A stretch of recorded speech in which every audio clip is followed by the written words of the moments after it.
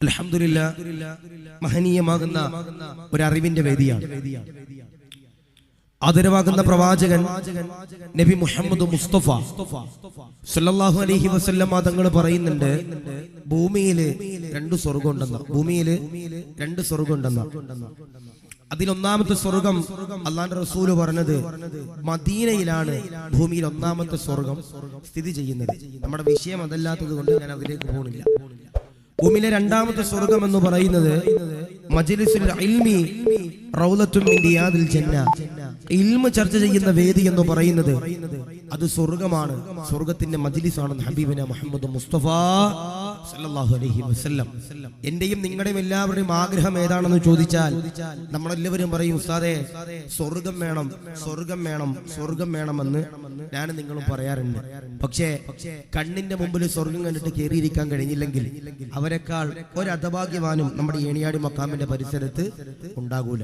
അപ്പൊ ഇൻഷാ അല്ലാഹ് ആ പുറത്ത് നിൽക്കണവര് ആരെങ്കിലും ഒക്കെ ശബ്ദം ശ്രമിക്കുന്നവരുണ്ടെങ്കിൽ ഇൻഷാ അല്ലാഹ് നമ്മുടെ സദസ്സിലേക്ക് കയറിയിരിക്കണം. അള്ളാഹു സ്വീകരിക്കട്ടെ, അള്ളാഹു കബൂൽ ചെയ്ത് അനുഗ്രഹിക്കുമാറാവട്ടെ. പെണ്ണുങ്ങൾ എവിടെ ഉസ്താദിരിക്കണം?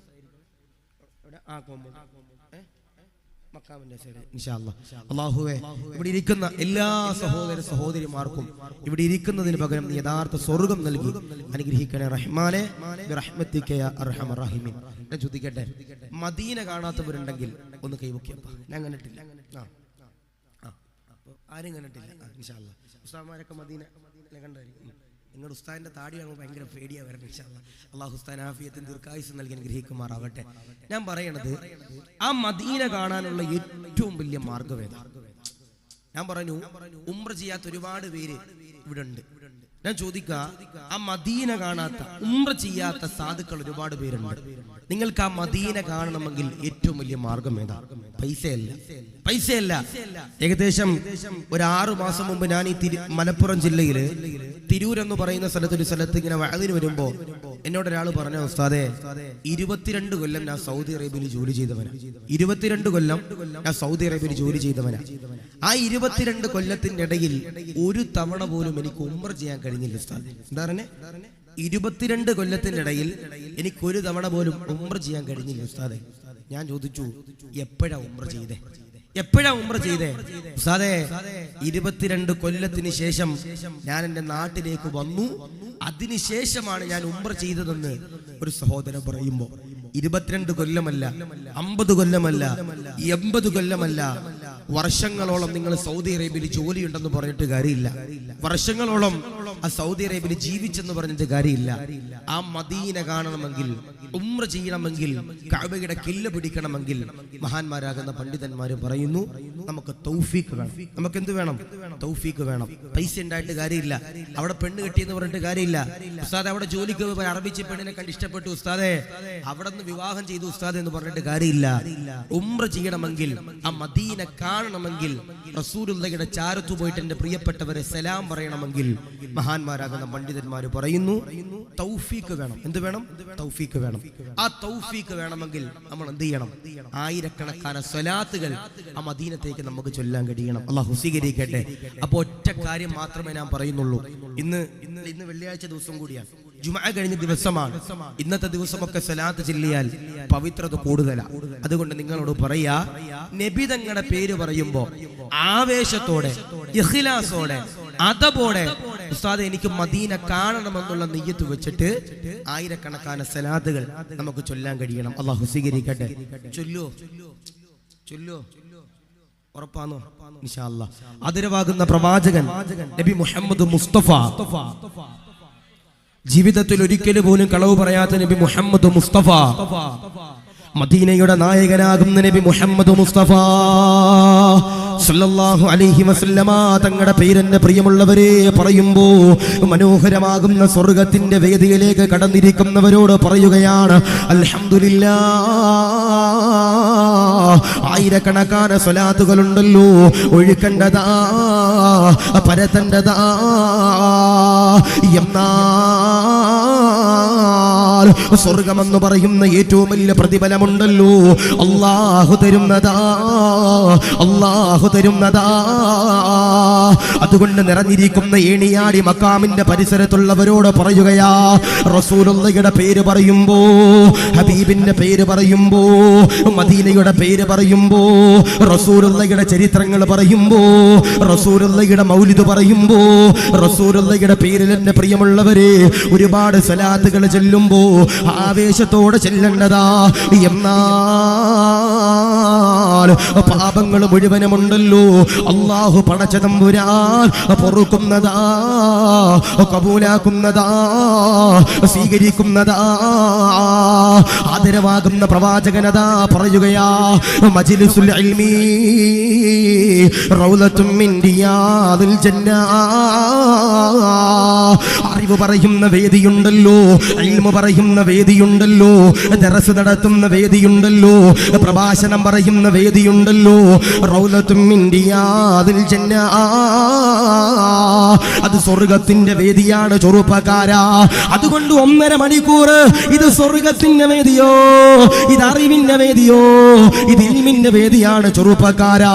അതുകൊണ്ട് സ്നേഹത്തോടെ പറയുകയാ, ഈ സദസ്സിൽ നിന്ന് ഇറങ്ങുമ്പോ പാപങ്ങൾ മുഴുവനുമുണ്ടല്ലോ, പടച്ചവനോട് പൊട്ടിക്കരഞ്ഞുകൊണ്ട് ഇറങ്ങേണ്ടതാണ്. ദാദാ നിറഞ്ഞിരിക്കുന്ന പാപങ്ങളുടെ പാപങ്ങള് പൊറുക്കണേ അല്ലാ, പൊറുക്കണേ അല്ലാ, പൊറുക്കണേ അല്ലാ. ആദരവാകുന്ന പ്രവാചകനതാ പറയുകയാ, മനോഹരമാകുന്ന സ്വർഗത്തിന്റെ വേദികളിലിട്ട് നീ നിന്റെ വീട്ടിലേക്കതാ കടന്നു ചെല്ലുമ്പോ വിളിക്കാതെ വരുന്ന അതിഥിയാരാ, വിളിക്കാതെ വരുന്ന അതിഥിയാരാ? സയ്യിദുനാ അസ്റായീൽ അലൈഹിസ്സലാം, അസ്റായീൽ അലൈഹിസ്സലാത്തു വസ്സലാം ഉണ്ടല്ലോ, കടന്നു വരികയാ, കടന്നു വരികയാ. അസ്റായീൽ കടന്നു വരുന്ന രൂപമെങ്ങനാ, അസ്റായീൽ കടന്നു വരുന്ന കോലമെങ്ങനാ?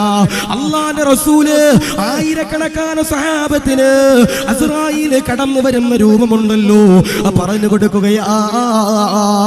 നമസ്കരിച്ചവരാണോ, നോമ്പ് പിടിച്ചവരാണോ, സകാത്ത് കൊടുത്തവരാണോ, നന്മകൾ ചെയ്തവരാണോ, ഹജ്ജുകൾ ചെയ്തവരാണോ, ഉംറകൾ ചെയ്തവരാണോ, കഅബയുടെ കില്ല പിടിച്ചവരാണോ, മഖാമുകളെ ബഹുമാനിച്ചവരാണോ, ഉറൂസിന് പങ്കെടുത്തവരാണോ, സകാത്ത് കൊടുത്തവരാണോ?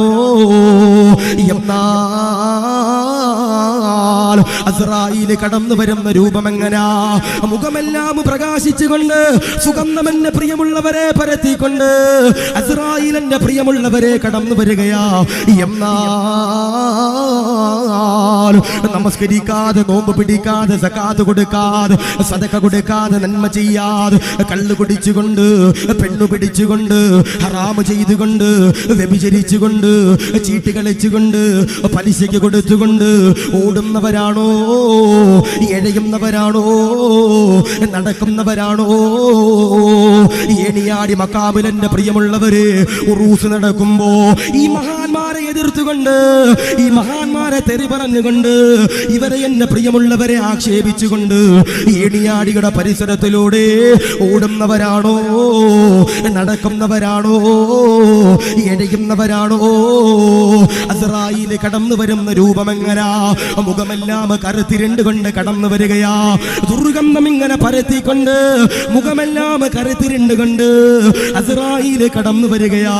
അസ്റായീൽ കടന്നു വന്ന് റൂഹ് പിടിക്കുമ്പോ ഞാനും നിങ്ങളും ഉണ്ടല്ലോ, കരയുകയാ, വേദനിക്കുകയാ, സങ്കടപ്പെടുകയാ.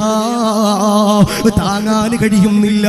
എനിക്ക് ആഫിയത്ത് തരുമോ, എനിക്ക് ദീർഘായുസ് തരുമോ, എനിക്ക് ആരോഗ്യം തരുമോ, എന്നെയൊന്ന് മടക്കുമോ എന്ന് പറഞ്ഞുകൊണ്ട് അസ്റായീലിനോട് കരയുമ്പോ അസ്റായീൽ പറയുകയാ, സമയമില്ലടാ, ആഫിയത്തില്ലടാ, ദീർഘായുസില്ലടാ, അനുഭവിക്കടാ, വേദനിക്കടാ, സങ്കടപ്പെടടാ എന്ന് പറഞ്ഞുകൊണ്ട് അസ്റായീലിന്റെ പ്രിയമുള്ളവര് അട്ടഹസിക്കുകയാ.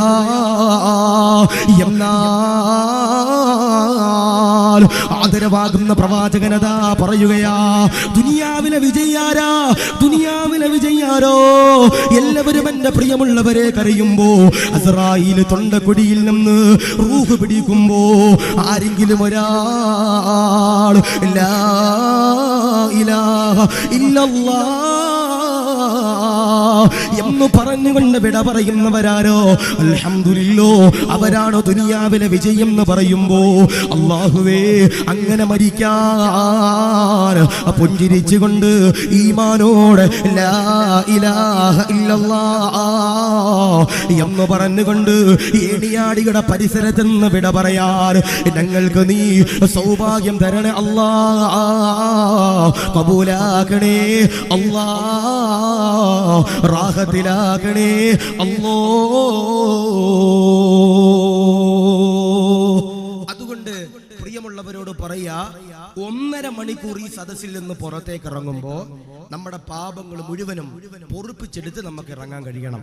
ഞാൻ പറഞ്ഞു, ഏണിയാടിയുടെ പരിസരത്ത് ഒരുപാട് പൈസയുള്ളവരുണ്ടാകും, 2 കെട്ടിയവരുണ്ടാകും, 5 മക്കളുള്ളവരുണ്ടാകും, 2 വാഹനമുള്ളവരുണ്ടാകും, മക്കളില്ലാത്തവരുണ്ടാകും. ഞാൻ പറയാ, ഏണിയാടിയുടെ പരിസരത്ത് ഏറ്റവും വലിയ ഭാഗ്യവാൻ ആദരവാകുന്ന പ്രവാചകനാകുന്ന നബി തങ്ങൾ പറയുന്നു, അസ്റായീൽ തൊണ്ടക്കുഴിയിൽ നിന്ന് റൂഹ് പിടിക്കുമ്പോ ആരെങ്കിലും ഒരാൾ ലാ ഇലാഹ ഇല്ലല്ലാഹ് പറഞ്ഞു മരിച്ചാൽ അവരാണ് ദുനിയാവിലെ വിജയികളിൽ ഏറ്റവും വലിയ മഹത്വമുള്ളവനെന്ന് ഹബീബിന മുഹമ്മദ് മുസ്തഫ സല്ലല്ലാഹു അലൈഹി വസല്ലം. അല്ലേ, ഈ ലാ ഇലാഹ ഇല്ലല്ലാഹ് ചൊല്ലി മരിച്ചാൽ അല്ലാഹു തരുന്ന പ്രതിഫലം എന്താ? ഓന്റെ മുഖം പ്രകാശിക്കുന്ന, ഓന്റെ മുഖം പ്രകാശിക്കുന്ന, ഓൻ മരിക്കുന്നത് നല്ലവരുടെ ചാരത്ത് വെച്ചായിരിക്കുമെന്ന, അവൻ മരിക്കുമ്പോ സുഗന്ധം പരക്കുമെന്ന. അല്ലാഹുവേ, അങ്ങനെയുള്ള നല്ല മരണം ഞങ്ങൾക്ക് നീ നൽകി അനുഗ്രഹിക്കണേ അല്ലാ. ചില ആളുകളൊക്കെ പറയാറുണ്ട്, ഉസ്താദേ ഞങ്ങൾ കറുത്തുപോയി. എന്താ പറയണേ? ഞങ്ങൾ കറുത്തുപോയി ഉസ്താദെ, ഞങ്ങളെ കറുമ്പ എന്നാ ഉസ്താദെ ഞങ്ങളുടെ കൂട്ടുകാർ വിളിക്കുന്നതെന്ന് ചില ആളുകളൊക്കെ പറയാറുണ്ട്. ഏണിയാടി ഉസ്താദെ കർണാടകയാണോ കാസർഗോഡാണോ? കേരളയാണ്. അപ്പൊ ഞാൻ പറയണത്, ഇതിപ്പോ കാസർഗോഡ് ജില്ലയാകുമ്പോൾ നമ്മുടെ താത്താമാര് ക്രീം ഇല്ലാതെ എവിടെ ഇറങ്ങൂല, അല്ലെ? ക്രീം ഇല്ലാതെ എവിടെ ഇറങ്ങില്ല. അള്ളാഹു പ്രകൃതിപരമായിട്ടുള്ള സൗന്ദര്യം അള്ളാഹു നമുക്ക് നൽകി അനുഗ്രഹിക്കുമാറാവട്ടെ. ക്രീം ഇട്ട് വെളുത്താൽ എങ്ങനെയപ്പാ? അല്ല, ഈ ക്രീം ഇട്ട് വെളുക്കണ ചില ചങ്ങാതിമാരുണ്ട്, സൂര്യതാപം ഏറ്റതുപോലെ ഇവരുടെ ശരീരം കണ്ടു കഴിഞ്ഞാൽ, മെലാക്കറോ അങ്ങനത്തെ ഒരു ക്രീമൊക്കെ ഉണ്ട്, അതൊക്കെ തേച്ച് കഴിഞ്ഞാൽ സൂര്യതാപം ഒരാളുടെ ശരീരത്തിലേക്ക് ഏറ്റാൽ എങ്ങനെ അമ്മാതിരി വെളുപ്പായിരിക്കും വെളുക്കണേ. കാരണം തൊലിയെല്ലാം ഇങ്ങനെ ചുളുങ്ങി പോയിട്ടുണ്ടാകും. അള്ളാഹു കാത്തിരിക്കട്ടെ. ചില ആളുകൾ പറയണ, ഉസ്താദെ ഞങ്ങൾ കറുത്തുപോയി ഉസ്താദെ, ഞങ്ങളെ കറുമ്പ ഞങ്ങളുടെ കൂട്ടുകാരെ വിളിക്കുന്നതെന്ന് ചില ആളുകൾ പറയാറുണ്ട്. ഞാൻ ഏകദേശം ഒരു 3.5 മാസം മുമ്പ് വയനാട് ജില്ലയിൽ കൽപ്പറ്റ എന്ന് പറയുന്ന സ്ഥലത്ത് ഒരു ദിവസം ഇങ്ങനെ വയലൂർ പോവാം. അപ്പൊ ഞാൻ എൻ്റെ നാട്ടിൽ നിന്ന് ഇങ്ങനെ ട്രെയിനിന് കോഴിക്കോട് റെയിൽവേ സ്റ്റേഷൻ വരെ ഇങ്ങനെ വരിക. അപ്പൊ എന്റെ ചുറ്റും ഒരു 4 ചെറുപ്പക്കാർ ഇരിക്കാനുണ്ട്. ഒരുത്തൻ മുണ്ടെടുത്തിട്ടുണ്ട്, ഒരുത്തൻ ട്രൗസറാണ്, ഒരുത്തൻ പാൻസ് ഉണ്ട്. ഒരുത്തൻ പാൻസ് ധരിച്ചിട്ടുണ്ടെങ്കിലും അവന്റെ തുടയും അതും ഇതുമൊക്കെ കാണാൻ കഴിയുന്നുണ്ട്. കാരണം എന്തേ, അവൻ ഫ്രീക്കൻ പാൻസാ ധരിച്ചിരിക്കണം. അങ്ങനെ ഷൊർണൂർ എത്തിയപ്പോ അതിലുള്ള ഒരു ചെറുപ്പക്കാരൻ എന്നോട് പറഞ്ഞു, ഉസ്താദെ ഞാൻ തൊപ്പി വെച്ചിട്ടില്ല, ഉസ്താദെ നിങ്ങൾ ഇവിടെ കണ്ടു പരിചയം ഉണ്ടെന്ന് പറഞ്ഞു. ഞാൻ ചോദിച്ചു എവിടെന്നാ? ഉസ്താദെ മനസ്സിലാകണില്ല, തൊപ്പി ഒന്ന് തലയിൽ എടുത്ത് വെക്കുമെന്ന് ചോദിച്ചു. ഞാൻ തൊപ്പി വെച്ചു. മനസ്സിലാകണില്ല ഉസ്താദെ, ആ ഷാളും കൂടി എടുത്ത് തലയിലിടുമെന്ന് ചോദിച്ചു. ഞാൻ ഷാളും എടുത്തിട്ടു. അപ്പൊ എന്നോട് ചോദിച്ചു, ഉസ്താദാണ് ആഷിഖ് ദാരിമി എന്ന് ചോദിച്ചു. ഞാൻ പറഞ്ഞു ഞാൻ തന്നെയാണ് ആള്.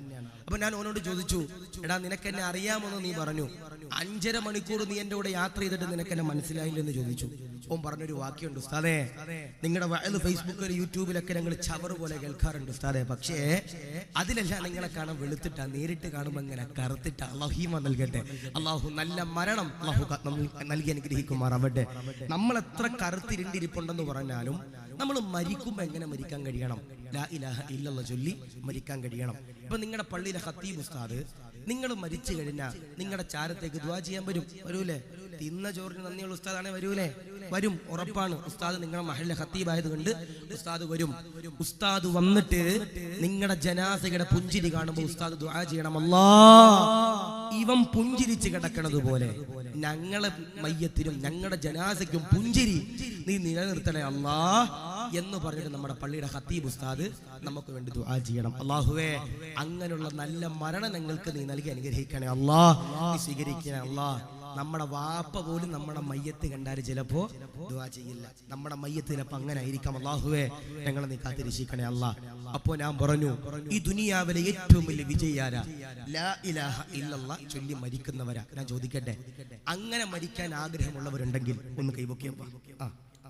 ചില ആൾക്കാരും അള്ളാഹു അങ്ങനെ മരിക്കാൻ അള്ളാഹു സൗഭാഗ്യം നൽകി അനുഗ്രഹിക്കുമാറാവട്ടെ, അള്ളാഹു സ്വീകരിക്കുമാറാവട്ടെ. 4 കാര്യങ്ങൾ നമ്മുടെ വിഷയമായിട്ട് ബന്ധപ്പെടുത്തും. 4 കാര്യങ്ങൾ. ഈ 4 കാര്യങ്ങൾ ആരാണോ ചെയ്യുന്നത് അവർ മരിക്കുമ്പോൾ ഈമാനോടെ ക്ലോസപ്പിന്റെ പുഞ്ചിരി വെച്ചുകൊണ്ട് എന്ത് ചെയ്യാൻ കഴിയും? മരിക്കാൻ കഴിയും. അള്ളാഹു സ്വീകരിക്കട്ടെ, അള്ളാഹു കബൂൽ ചെയ്യട്ടെ. ചെയ്യൂലേ? ഒരുപാടൊന്നും ഉണ്ടാവില്ല ഇൻഷാ അല്ലാഹ്. ഏകദേശം ഒരു 9:45 കഴിഞ്ഞു, 9:50 ഇൻഷാ അല്ലാഹ്. ഒരു 11:30-ക്കുള്ളിൽ നമുക്ക് എന്ത് ചെയ്യണം? ഇവിടെ നിന്ന് പിരിയണം. 11:30-ക്കുള്ളിൽ എന്ത് ചെയ്യണം? 11:15-നുള്ളിൽ എന്ത് ചെയ്യണം? നമുക്ക് ഇവിടെ നിന്ന് വിട പറയണം. അപ്പൊ ഇൻഷാ അല്ലാഹ് ഇരിക്കൂലേ? ഉറപ്പല്ലേ? നിങ്ങൾക്ക് എന്താ ഒരു എന്നോട് എന്തൊരു ദേഷ്യമുള്ളത് പോലെ? ഇരിക്കൂലേ? സത്യം പറയാൻ എനിക്കാണ് ഏറ്റവും കൂടുതൽ ടെൻഷൻ. കാരണം ഇന്ന് എൻ്റെ വാപ്പാക്ക് 2 മക്കളുള്ള, ഞാനും ഉണ്ട്, ഒരു അനുജത്തിയുണ്ട്. ഇന്ന് എൻ്റെ അനുജത്തിയുടെ കല്യാണം ഉറപ്പിക്കണ ദിവസം ഞാൻ പോയിട്ടില്ല. എൻ്റെ സ്വന്തം അനുജത്തിയുടെ കല്യാണം ഉറപ്പിക്കണ ദിവസം എൻ്റെ വാപ്പ വിളിച്ചിട്ട് ചോദിച്ചു, നീ എൻ്റെ മോൻ തന്നെയാണെന്നാ ചോദിച്ചത്. അള്ളാഹു നമ്മുടെ വാപ്പമാർക്ക് അള്ളാഹു ആഫിയത്തും ദീർഘായുസ്സും നൽകി ഗ്രഹിക്കുമാറാവട്ടെ. വേറൊന്നുമല്ല, ഇവിടുത്തെ ഷാഫിഖാനെ വിളിച്ചിട്ട് ഡേറ്റ് ക്യാൻസൽ ചെയ്യുമെന്ന് ചോദിച്ചാൽ മുപ്പര് സമ്മതിക്കുമോ? ഇല്ല. അപ്പോൾ സ്വാഭാവികമായിട്ട് പെങ്ങളുടെ നിശ്ചയത്തിന് ഇന്ന് കൂടാൻ കഴിഞ്ഞിട്ടില്ല ഇൻഷാ അല്ലാഹ്.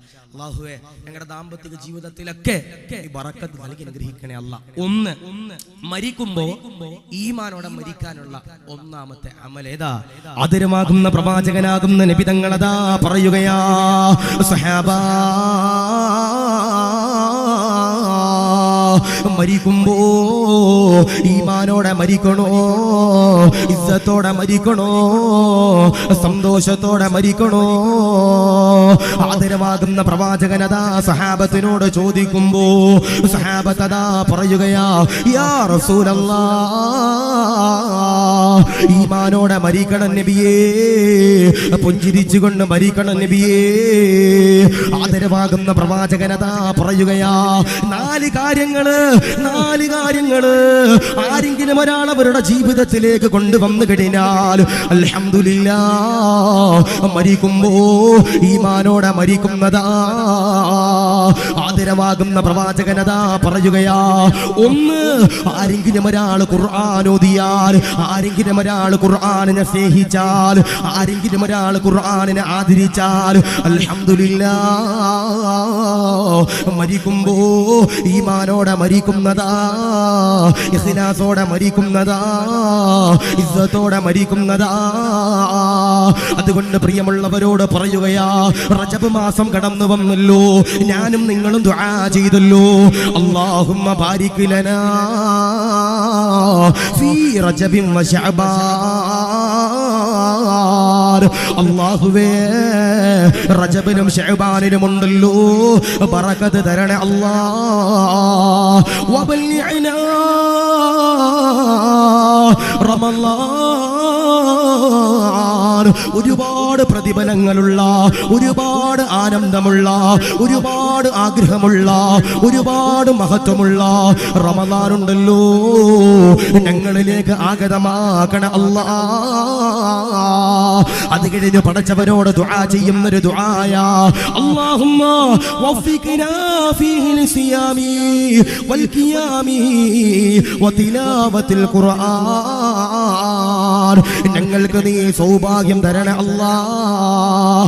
നോമ്പ് നോറ്റാൻ, നമസ്കരിക്കാൻ, സദഖ കൊടുക്കാൻ, ഇഅ്തികാഫിരിക്കാൻ, വതിലാവത്തിൽ ഖുർആൻ.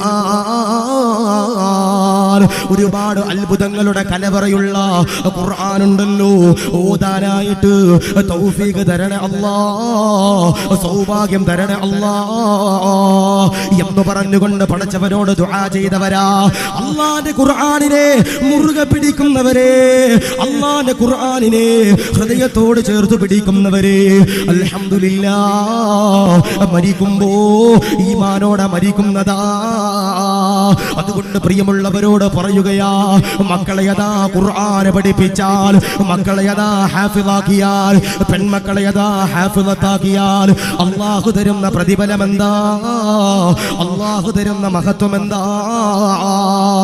ആദരവാകുന്ന പ്രവാചകനതാ പറയുകയാ, അസ്രായീൽ കടന്നു വന്ന് റൂഹ് പിടിച്ചാൽ ഞാനും നിങ്ങളുമുണ്ടല്ലോ വിട പറയുകയാ, മരിക്കുകയാ. പള്ളിയിലെ മുഅദ്ദിൻ ഉസ്താദ് വിളിച്ചു പറയുകയാ, ഇന്നാ ലില്ലാഹ്.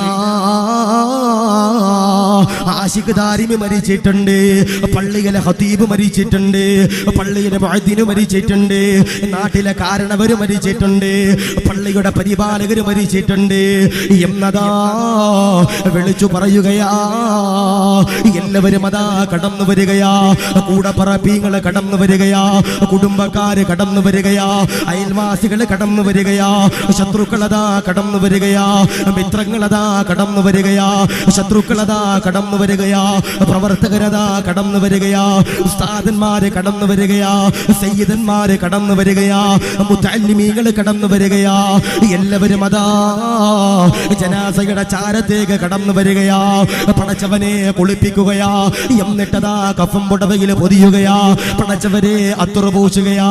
ജനാസയുണ്ടല്ലോ സന്തൂക്കിലേക്ക് കയറ്റുകയാ.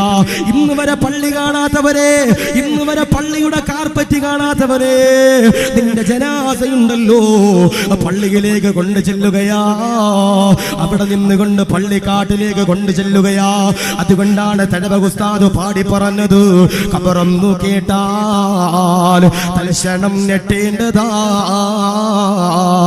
കണ്ടാലുടൻ വിട്ടു നീ കരയേണ്ടതാ. മേടയ്ക്കു പകരോ മളമാ സുബ്ഹാനാ,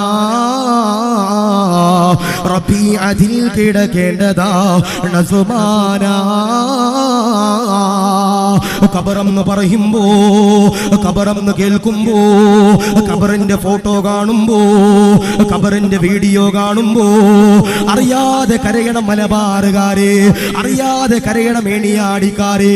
എന്തെന്നറിയോ, പാമ്പുള്ള ഖബറാണ് അല്ലാ, തേളുള്ള ഖബറാണ് അല്ലാ, നെരുക്കമുള്ള ഖബറാണ് അല്ലാ, ഇടുക്കമുള്ള ഖബറാണ് അല്ലാ. നിന്റെ വാരിയെല്ലുകൾ പോലും ഖബറിന് പ്രിയമുള്ളവരെ നെരുക്കുമെന്ന് അല്ലാഹുവിന്റെ റസൂല് പറയുമ്പോ നിന്നെ അതാ ഖബറിലേക്ക് ഇറക്കി വെക്കുകയാ. പടച്ചവനെ മൂടുപലക വെക്കുകയാ, പടച്ചവനെ മണ്ണിങ്ങനെ വാരിയിടുകയാ. എല്ലാവരും അതാ പിരിഞ്ഞു പോകുകയാ. നീ അതാ കരയുകയാ. ഒന്നാമത്തെ ഊത്തതാ ഊതി കഴിയുമ്പോ ലോകമതാ അവസാനിക്കുകയാ. രണ്ടാമത്തെ ഊത്തൂതുമ്പോ എല്ലാവരും എന്റെ പ്രിയമുള്ളവരെ അല്ലാഹുവിന്റെ പരലോകത്തേക്ക് കടന്നു ചെല്ലുകയാ. പടച്ചവരെ ചെമ്പിന്റെ തറയാണ് അല്ലാ. കിലോമീറ്റർ കണക്കാണ് ദൂരെ നിൽക്കുന്ന സൂര്യനുണ്ടല്ലോ, തലയുടെ തൊട്ടുമുകളിലേക്ക് കടന്നു വരികയാ. നീ അതാ കരിയുകയാ, നീ അതാ വിയർപ്പിൽ മുങ്ങുകയാ, നീ അതാ കരഞ്ഞുകൊണ്ട് അല്ലാഹുവിനോട് ദുആ ചെയ്യുകയോ.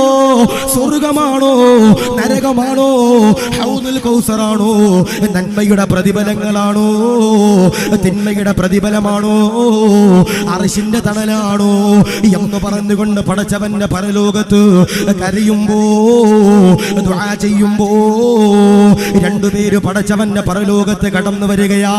എല്ലാവരും നഗ്നരായി നിൽക്കുമ്പോ രണ്ടുപേര് പടച്ചവന്റെ പരലോകത്ത് അല്ലാഹുവിന്റെ പരലോകത്ത് കടന്നു വരികയാ. പട്ടിന്റെ വസ്ത്രമാണ് അല്ലാ. അവരുടെ തലയിലുണ്ടല്ലോ മനോഹരമാകുന്ന കിരീടമുണ്ടല്ലോ, ധരിച്ചിരിക്കുകയാ. താജുൽ വഖാർ, സൂര്യനേക്കാൾ പ്രഭയുള്ള കിരീടമാ, സൂര്യനേക്കാൾ പ്രകാശമുള്ള കിരീടമോ ഇത് ധരിച്ചുകൊണ്ട് പടച്ചവന്റെ പരലോകത്ത് രണ്ടുപേരെന്നെ പ്രിയമുള്ളവരെ അല്ലാഹുവിന്റെ പരലോകത്ത് കടന്നു വരുമ്പോ ഞാനും നിങ്ങളുമുണ്ടല്ലോ.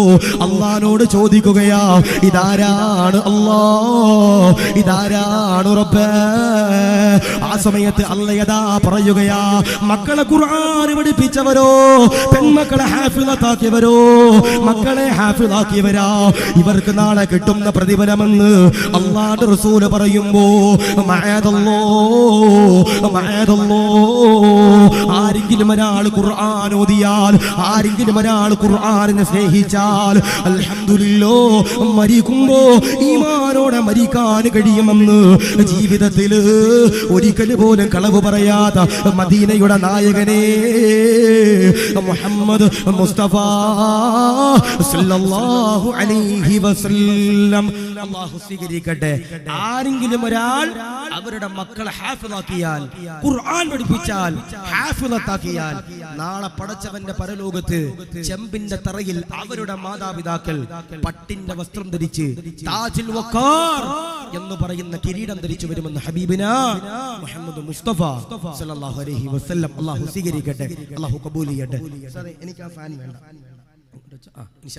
അപ്പൊ ഞാൻ പറഞ്ഞു, ആരെങ്കിലും ഒരാൾ ഖുർആനിനെ സ്നേഹിച്ചു കഴിഞ്ഞാൽ അവര് മരിക്കുമ്പോ ഈമാനോടെ മരിക്കുമെന്ന. ഞാൻ ചോദിക്കട്ടെ, ഖുർആൻ എന്ന് പറഞ്ഞാൽ അത്ഭുതങ്ങളുടെ കലവറയാ. ഖുർആൻ എന്ന് പറഞ്ഞാൽ അത്ഭുതങ്ങളുടെ കലവറയാ. മോനെ, ഈ കൈവേദന, കാലുവേദന, ജോയിന്റുകളുടെ വേദന, മുട്ടുവേദന, ഇതിനെല്ലാം പരിശുദ്ധമാക്കപ്പെട്ട ഖുർആനിൽ എന്തുണ്ട്?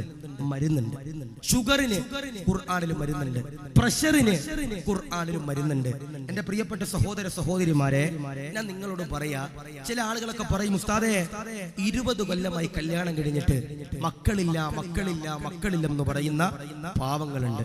ഞാൻ നിങ്ങളോട് പറയാ, ഒരിക്കലും നിങ്ങൾ നിരാശപ്പെടരുത്. അള്ളാഹുവിന്റെ ഖുർആനിൽ അതിനുള്ള മരുന്നുണ്ട്. എന്റെ ഒരു കൂട്ടുകാരനുണ്ട്, താനൂരുള്ളതാ, മലപ്പുറം ജില്ലയിൽ താനൂരുള്ളതാ. 9 കൊല്ലമായി കല്യാണം കഴിഞ്ഞിട്ട് മക്കളില്ല. 9 കൊല്ലമായി കല്യാണം കഴിഞ്ഞിട്ട് മക്കളില്ല. എല്ലാ പ്രാവശ്യവും അവന്റെ നാട്ടിൽ വഅലിന് ചെല്ലുമ്പോ പറയും, ഉസ്താദേ മക്കളില്ല ഉസ്താദേ, ദുആ ചെയ്യണം. അതാണ് മക്കളില്ല ഉസ്താദേ, ദുആ ചെയ്യണം. പടച്ച റബ്ബേ, കഴിഞ്ഞ ദിവസം ഇവന്റെ നാട്ടിൽ ഒരു വഅലിന് പോകുമ്പോ എനിക്ക് മെസ്സേജ് അയക്കാം, ഉസ്താദേ അൽഹംദുലില്ലാ സുമ്മ അൽഹംദുലില്ലാ. ഞാൻ ചോദിച്ചു, എന്താ ഇത്ര സന്തോഷം? എന്ത് ഇത്ര സന്തോഷം? ഉസ്താദേ, എന്റെ ഭാര്യ ഉസ്താദേ ഗർഭിണിയായി ഉസ്താദേ. 9 കൊല്ലമായി കല്യാണം കഴിഞ്ഞു, 10ാമത്തെ കൊല്ലമായപ്പോ എന്റെ ഭാര്യ ഗർഭിണിയായി ഉസ്താദേ. അങ്ങനെ സന്തോഷത്തോടെ കണ്ട് കെട്ടിപ്പിടിച്ചൊക്കെ പിരിഞ്ഞു. ഒരു 2 ആഴ്ച മുമ്പ് എന്റെ ഫോണിലേക്ക് ഈ ചങ്ങാതി വീണ്ടും മെസ്സേജ് അയച്ചു, അൽഹംദുലില്ലാ സുമ്മ അൽഹംദുലില്ലാ. ഞാൻ ചോദിച്ചു, എന്റെ ഭാര്യ പിന്നീടും ഗർഭിണിയായോ? ഞാൻ വെറുതെ തമാശക്ക് ചോദിച്ചു, ഭാര്യ പിന്നീടും ഗർഭിണിയായോ? അപ്പൊ പറഞ്ഞു, ഡയലോഗ് ഉണ്ട് ഉസ്താദേ, കളിയാക്കല്ലേ ഉസ്താദേ, തമാശ പറയില്ലേ ഉസ്താദേ, എനിക്കൊരു സന്തോഷ വാക്കു പറയാനുണ്ട്. ഞാൻ ചോദിച്ചു, എന്താ? ഉസ്താദേ, എന്റെ ഭാര്യ ഗർഭിണിയായി. കഴിഞ്ഞ ദിവസം ഞാൻ എന്റെ ഭാര്യയെ കൊണ്ട് ഹോസ്പിറ്റലിൽ സ്കാൻ ചെയ്തപ്പോ എന്റെ ഭാര്യയ്ക്ക് വയറ്റിൽ ഇരട്ട കുട്ടികളാ ഉസ്താദേ. അല്ലാഹു സ്വീകരിക്കട്ടെ, അല്ലാഹു കബൂൽ ചെയ്യട്ടെ. അതാ റബ്ബ് 9 കൊല്ലമായി മക്കളെ കൊടുത്തില്ല, 10ാമത്തെ കൊല്ലമായപ്പോ മക്കളെ കൊടുത്തു. അത് ഡബിളാ കൊടുത്തെ. ഇനി ചിലപ്പോ ട്രിപ്പിളും ട്രബിളൊക്കെ വരും. അല്ലാഹു നല്ല മക്കളെ അല്ലാഹു നൽകി ഗ്രഹിക്കുമാറാവട്ടെ, അല്ലാഹു സ്വീകരിക്കട്ടെ. ഞാൻ ചോദിക്കട്ടെ, നല്ല ഭാര്യമാരെ വേണ്ടവര് ഒന്ന് കൈവക്കിയപ്പാ. ആരെങ്കിലും ഉണ്ടോ? ആരില്ല? ആരുമില്ല. അല്ലാഹു, ഞാൻ കഴിഞ്ഞ ദിവസം കാസർഗോഡ് സ്ഥലമൊന്നും പറയണില്ല, ആ കാനങ്ങാട് ഭാഗത്തൊരു സ്ഥലത്ത് വയലിന് പോയപ്പോ ഞാൻ ചോദിച്ചു, നല്ല ഭാര്യമാരെ വേണ്ടവരെ കൈവക്കാൻ. 98% കെട്ടിയവരാ പൊക്കിയത്. അല്ലാഹു കാത്തിരിക്കട്ടെ, അല്ലാഹു ഹീമ നൽകട്ടെ. കെട്ടിക്കഴിഞ്ഞിട്ട് പെട്ടെന്ന് പറഞ്ഞിട്ട് കാര്യമുണ്ടോ? ഇല്ല. ഞാൻ ഈ എറണാകുളത്ത് ജോലി ചെയ്യുന്ന സമയത്ത് അതൊരു ടൗൺ പള്ളിയാണ്. അപ്പോ പള്ളിയുടെ മുമ്പിൽ ഒരു കടയും സാധനങ്ങളൊക്കെ ഉണ്ട്. ഒരു ദിവസം രാത്രി 2 മണിയാകുമ്പോൾ ഞാനൊരു ചെറുപ്പക്കാരനെ ഇങ്ങനെ നോക്കി. എല്ലാ ദിവസവും പള്ളിയുടെ മുമ്പിൽ ഉണ്ടാവും. ഇബാദത്തൊന്നുമല്ല, പള്ളിയുടെ മുമ്പിൽ എല്ലാ കടയും അടച്ച്, പള്ളിയുടെ ബാത്റൂമൊക്കെ ക്ലീൻ ആക്കി, പള്ളിയുടെ ഡോറൊക്കെ അടച്ചിട്ട് രാത്രി 2 മണിക്ക് ഈ ചെറുപ്പക്കാരൻ വീട്ടിൽ പോകും. ഒരു ദിവസം ഞാൻ ഇവനോട് ചോദിച്ചു, എടാ ചങ്ങാതി, നിനക്ക് ഭാര്യയും മക്കളൊന്നും ഇല്ലേ? ഉണ്ട് ഉസ്താദേ. ഞാൻ എത്ര ഭാര്യയുണ്ട്? 1 ഉണ്ട് ഉസ്താദേ. എത്ര മക്കളുണ്ട്? 3 മക്കളുണ്ട് ഉസ്താദേ. ഞാൻ ചോദിച്ചു, എടാ നീ എന്താടാ വീട്ടിൽ പോകാത്ത? രാത്രി 2 മണിയായിട്ട് വീട്ടിൽ പോകാത്തന്തേ? ഭാര്യ മക്കളൊക്കെ നിന്നെ കാത്തിരിക്കില്ലേ? ഓൻ ചോദിച്ചൊരു ചോദ്യം ഉണ്ട് ഉസ്താദേ, പോയിട്ട് എന്തിനാ? ഞാൻ ചോദിച്ചു, അതെന്തേ? ഒന്നുമില്ല ഉസ്താദേ, എന്റെ ഭാര്യ ഞാൻ കയറി ചെല്ലുമ്പോ വീടിന്റെ മുറ്റത്തുണ്ടാവും. ഓരുടെ മുഖം കണ്ട എന്റെ അടിവരലിൽ ഇങ്ങനെ പെരുത്ത് കയറും ഉസ്താദേ എന്നൊരു സാധുവായ സഹോദരൻ പറയുമ്പോ, കെട്ടിക്കഴിഞ്ഞിട്ട് പെട്ടെന്ന് പറഞ്ഞിട്ട് കാര്യമില്ല. നല്ല ഭാര്യയെ കിട്ടാൻ, നല്ല ഭർത്താവിനെ കിട്ടാൻ, നല്ല മക്കളെ കിട്ടാൻ ഒരു ദുആ ഞാൻ നിങ്ങൾക്ക് പഠിപ്പിച്ചു തരാം. ഞാൻ പറഞ്ഞു, അള്ളാന്റെ ഖുർആൻ അത്ഭുതമാണ്. അള്ളാന്റെ ഖുർആൻ അത്ഭുതമാണ്. ചൊല്ലോ, ഓതുവോ? ഇൻഷാ അല്ലാഹ്. ഏതാ? ഞാൻ ചോദിക്കട്ടെ, നിങ്ങൾക്ക് ഈ ഏണിയാടിയിൽ വിവാഹം കഴിഞ്ഞവരെന്ന് കൈപൊക്കിയപ്പ, വിവാഹം കഴിഞ്ഞവരെന്ന് കൈപൊക്കിയപ്പ 1 2 3 4 ഏകദേശം കാമുകിയുള്ളവരല്ല കേട്ടോ. ഇൻഷാ അല്ലാഹ്, അല്ലാഹു സ്വീകരിക്കട്ടെ. ഇനി ഞാൻ ചോദിക്കട്ടെ, ഈ വിവാഹം കഴിഞ്ഞവർക്ക് ഇവിടെ കിട്ടിയ ഭാര്യയെ തന്നെ നാളെ ജന്നാത്തുൽ ഫിർദൗസിൽ വേണ്ടവരെന്ന് കൈപൊക്കിയപ്പ ആരെങ്കിലും ഉണ്ടോ?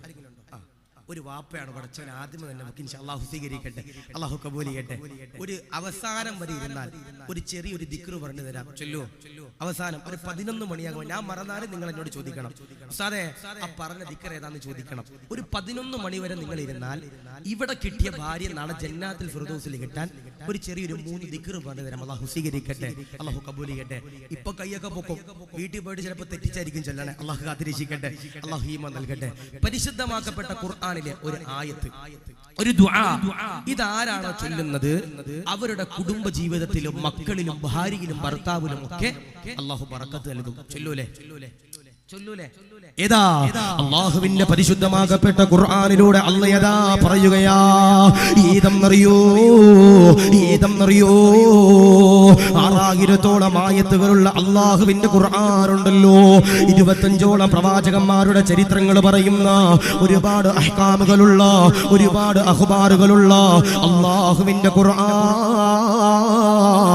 ഖുർആനിലൂടെ അല്ലാഹ് യദാ പറയുകയാ, എഴുതിയെടുക്കാൻ പറ്റുന്നവരതാ എഴുതിയെടുത്തുകൊള്ളുക, കാണാപ്പാഠം പഠിക്കാൻ പറ്റുന്നവര് പഠിച്ചുകൊള്ളുക, ചോദിച്ചു പഠിക്കാൻ പറ്റുന്നവര് പഠിച്ചുകൊള്ളുക, ലൈവിലൂടെ കേട്ടു പഠിക്കാൻ പറ്റുന്നവര് പഠിച്ചുകൊള്ളുക. ഏതെന്നറിയോ റബ്ബനാ ഹബ് ലനാ മിൻ അസ്വാജിനാ وذرياتنا قرة أعين واجعلنا للمتقين إماما. ഈ പറയുന്ന ആയത്തുണ്ടല്ലോ, ഈ പറയുന്ന ദുആ ഉണ്ടല്ലോ, ഈ പറയുന്ന സൂക്തമുണ്ടല്ലോ, ആരെങ്കിലും ഒരാൾ ഓതി കഴിഞ്ഞാൽ ദുആ ചെയ്താൽ പടച്ചവന്റെ മുമ്പിലേക്ക് സമർപ്പിച്ചു കഴിഞ്ഞാൽ അൽഹംദുലില്ലാഹ് അവന്റെ കുടുംബ ജീവിതത്തില് അവന്റെ മക്കളിൽ എന്റെ പ്രിയമുള്ളവരെ അല്ലാഹു ബറക്കത്ത് തരുമെന്ന് പറയുമ്പോ നാദാ കബൂലാക്കണ അല്ലാഹ്. എല്ലാവരും ഒരു ആമീൻ പറഞ്ഞു. റബ്ബനാ ഹബ് ലനാ മിൻ അസ്വാജിനാ വദുരിയാതിനാ ഖുർറത അയുനിൻ വജഅൽനാ ലിൽമുത്തഖീന ഇമാമാ. അല്ലാഹുവേ, നിറഞ്ഞിരിക്കുന്ന പാവങ്ങളുടെ കുടുംബ ജീവിതത്തിൽ ബറക്കത്ത് കൊടുക്കണേ അല്ലാഹ്, ബറക്കത്ത് കൊടുക്കണേ അല്ലാഹ്. ഒരു ചരിത്രത്തിലേക്ക് കടക്കുകയോ വേദനിപ്പിക്കുന്ന ചരിത്രമോ സങ്കടപ്പെടുത്തുന്ന ചരിത്രമാ സയ്യിദുനാ ഉസ്മാൻ ഇബ്നു അഫ്ഫാൻ. ഉസ്മാൻ തങ്ങളുണ്ടല്ലോ, ഒരിക്കൽ ഒരു ഖബറിന്റെ ചാരത്തുകൂടെ നടന്നു പോകുമ്പോ ഉസ്മാൻ തങ്ങളതാ കരയുകയാ. സഹാബത്തതാ കടന്നു വരികയാ. കടന്നു വന്നുകൊണ്ട് ചോദിക്കുകയാ, എന്തിനാണ് ഉസ്മാനെ കരയുന്നത്? എന്തിനാ ഉസ്മാനെ സങ്കടപ്പെടുന്നത്? എന്തിനാണ് ഉസ്മാനെ നൊമ്പരപ്പെടുന്നത്? എന്തിനാണ് ഉസ്മാനെ? ഉസ്മാനെ തങ്ങളതാ പറയുകയാ, ഖബറിലേക്ക് ഞാനതാ അടങ്ങിക്കഴിഞ്ഞാൽ, ഖബറിലേക്ക് ഞാനതാ ഇറങ്ങിക്കഴിഞ്ഞാൽ ഒറ്റയ്ക്കാണല്ലോ, കൂട്ടുകാരില്ലോ, കൂടപ്പറപ്പിങ്ങളില്ല. ഉസ്മാൻ തങ്ങളെ ഖലീഫയാകുമ്പോ ഉസ്മാൻ തങ്ങളെ കൊല്ലാൻ, ഉസ്മാൻ തങ്ങളെ ആക്രമിക്കാൻ ശത്രുക്കളതാ കടന്നു വരികയാ. ശത്രുക്കളതാ കടന്നു വരുമ്പോ ഉസ്മാൻ തങ്ങളുടെ ഭാര്യന്റെ പ്രിയമുള്ളവര് വീടിന്റെ വാതിലുണ്ടല്ലോ അടച്ചിടുകയാ. ഉസ്മാൻ തങ്ങളെ കൊല്ലാൻ വന്ന ശത്രുക്കളുണ്ടല്ലോ വീടിന്റെ വാതിക്കൽ വന്ന് കാത്തു നിൽക്കുമ്പോ ഉസ്മാൻ തങ്ങളുടെ ഭാര്യതാ കരയുകയാ, ദുആ ചെയ്യുകയാ. അല്ലാഹ് റബ്ബേ, എന്റെ പ്രിയപ്പെട്ട പ്രിയതമനെ കാക്കണേ അല്ലോ, രക്ഷിക്കണേ അല്ലോ എന്ന് പറഞ്ഞുകൊണ്ട് ഉസ്മാൻ തങ്ങളുടെ ഭാര്യയുണ്ടല്ലോ കരയുകയാ. ഉസ്മാൻ തങ്ങൾ പതറുന്നില്ല, ഉസ്മാൻ തങ്ങൾ തളരുന്നില്ല, ഉസ്മാൻ തങ്ങൾ കരയുന്നില്ല. ഉസ്മാൻ തങ്ങൾ സുന്നത്ത് നോമ്പെന്റെ പ്രിയമുള്ളവരെ നോറ്റുകയാ, പടച്ചവനെ ഇബാദത്ത് ചെയ്യുകയാ, പടച്ചവനെ നമസ്കരിക്കുകയാ. മഗ്രിബിന്റെ സമയമാകുമ്പോ കഴിക്കാൻ ഭക്ഷണമില്ലോ, വെള്ളമില്ലോ, പഴങ്ങളില്ലോ. രണ്ടാമത്തെ ദിവസം അതാ കടന്നു വരികയാ. ഉസ്മാൻ തങ്ങള് സുന്നത്ത് നോമ്പെന്റെ പ്രിയമുള്ളവരെ രണ്ടാമത്തെ ദിവസമുണ്ടല്ലോ നോക്കുകയാ. മഗ്രിബിന്റെ സമയമാകുമ്പോ കഴിക്കാൻ ഭക്ഷണമില്ല. മൂന്നാമത്തെ ദിവസം അതാ കടന്നു വരികയാ. സയ്യിദുനാ ഉസ്മാൻ ഇബ്നു അഫ്ഫാൻ പടച്ചവനെ നോമ്പെടുക്കുകയാ, പടച്ചവനെ ഇബാദത്ത് ചെയ്യുകയാ, പടച്ചവനെ നമസ്കരിക്കുകയാ. മഗ്രിബിന്റെ സമയമാകുമ്പോ നോമ്പ് തുറക്കാൻ ഭക്ഷണമില്ലോ. ഉസ്മാൻ തങ്ങളുടെ ഭാര്യയുണ്ടല്ലോ കരഞ്ഞുകൊണ്ട് പടച്ചവനോട്, പടച്ചവനെ ഇഖ്ലാസോടെ ദുആ ചെയ്യുകയാ. അല്ലാഹ് പരീക്ഷിക്കല്ലേ അല്ലാഹ്, ഖലീഫയാണ് അല്ലാഹ്, നോമ്പാണ് അല്ലാഹ് എന്ന് പറഞ്ഞുകൊണ്ട് ദുആ ചെയ്യുമ്പോ ഉസ്മാൻ തങ്ങള് കയ്യിലിരിക്കുന്ന ഖുർആനുണ്ടല്ലോ പടച്ചവനെ ഓതുകയാ. ഉസ്മാൻ തങ്ങള് തളരുന്നില്ല. ഉസ്മാൻ തങ്ങള് ഖുർആനിന്റെ പ്രിയമുള്ളവരെ കൈകളിലേക്ക് എടുക്കുകയാ. എന്നിട്ടതാ ഓതുകയാ. മനോഹരമാകുന്ന ശബ്ദത്തിന്റെ ഉടമയാണല്ലോ, മനോഹരമാകുന്ന ശൈലിയുടെ ഉടമയാണല്ലോ ഉസ്മാൻ തങ്ങളുടെ ശബ്ദം കേൾക്കുമ്പോ, ഉസ്മാൻ തങ്ങളുടെ പാരായണം കേൾക്കുമ്പോ സുബ്ഹാനല്ലാഹ് ഭാര്യതാ ചാരത്തേക്ക് കടന്നു വരികയാ. ഉസ്മാൻ തങ്ങളുടെ ചാരത്തേക്ക് കടന്നു വരികയാ. ഉസ്മാൻ തങ്ങളുടെ ശബ്ദത്തില്, ഉസ്മാൻ തങ്ങളുടെ ശൈലിയില് ഭാര്യതാ ലയിച്ചിരിക്കുകയാ. ഉസ്മാൻ തങ്ങളുടെ ഭാര്യയുടെ ശബ്ദമുണ്ടല്ലോ, ഉസ്മാൻ തങ്ങളുടെ ഖിറാഅത്തുണ്ടല്ലോ വീടിന്റെ പുറത്തേക്ക് എന്റെ പ്രിയമുള്ളവര് പരക്കുകയാ, ഒഴുകുകയാ. ശത്രുക്കളതാ വിറങ്ങലിക്കുകയാ. ഉസ്മാന് പേടിയില്ലോ, ഉസ്മാന് ഭയമില്ലോ, ഉസ്മാന് തളർച്ചയില്ലോ. ഉസ്മാനെ കൊല്ലണമല്ലോ. ഊരിപ്പിടിച്ച കടാരയതാ എടുക്കുകയാ. വീടിന്റെ വാതിലതാ പൊളിക്കുകയാ. വീടിന്റെ അകത്തേക്ക് കയറുകയാ. ഉസ്മാൻ തങ്ങളുടെ നേരെയതാ കടന്നു വരികയാ. ഊരിപ്പിടിച്ച കടാര എടുക്കുകയാ. ഉസ്മാൻ തങ്ങളുടെ ശരീരത്തിലേക്ക് ആര് വെട്ടുമ്പോ ഉസ്മാൻ തങ്ങളുടെ ഭാര്യയുണ്ടല്ലോ കരങ്ങൾ കൊണ്ട് പിടിക്കുകയാ. ശത്രുക്കളുടെ കടാരയിലേക്ക് ഉസ്മാൻ തങ്ങളുടെ ഭാര്യയുണ്ടല്ലോ ഊരിപ്പിടിച്ച കടാര എടുത്തിട്ടു പടച്ചവരെ ഊരിപ്പിടിച്ച കടാരയിലേക്ക് പിടിക്കുകയാ. ഉസ്മാൻ തങ്ങളുടെ ഭാര്യയുടെ കയ്യന്റെ പ്രിയമുള്ളവര് ശത്രുക്കളതാ മുറിക്കുകയാ, അറുക്കുകയാ. ഇതൊന്നും അറിയാതെ ഉസ്മാൻ തങ്ങൾ ഖുർആൻ ഓതുമ്പോ ഉസ്മാൻ തങ്ങളുടെ നേരെയതാ ഊരിപ്പിടിച്ച കടാര എടുത്തിട്ട് ആര് വെട്ടുകയാ. നെഞ്ചത്തേക്ക് വെട്ടുകയാ, ശരീരത്തിലേക്ക് വെട്ടുകയാ. ഊരിപ്പിടിച്ച കടാര എടുത്തിട്ട് ഉസ്മാൻ തങ്ങളുടെ അടിവയറ്റിലേക്ക് കുത്തുകയാ. ചോര കടന്നു വരികയാ. നെഞ്ചിൽ നിന്ന് വരുന്ന ചോരയുണ്ടല്ലോ പടച്ചവനെ കയ്യിലിരിക്കുന്ന ഖുർആനിലേക്ക് വീഴുകയാ. ഇസ്ലാമിന്റെ ധീര പോരാളിയോ, ഇസ്ലാമിന്റെ ധീര പോരാളിയാ സയ്യിദുനാ ഉസ്മാൻ ഇബ്നു അഫ്ഫാൻ. ഒരു പർവ്വതം ഇങ്ങനെ തകർന്ന് വീഴുന്നത് പോലെ, ഒരു മല ഇങ്ങനെ തകർന്ന് വീഴുന്നത് പോലെ താഴത്തേക്കതാ പതിക്കുകയാ. എന്നിട്ടതാ പുഞ്ചിരിക്കുകയാ.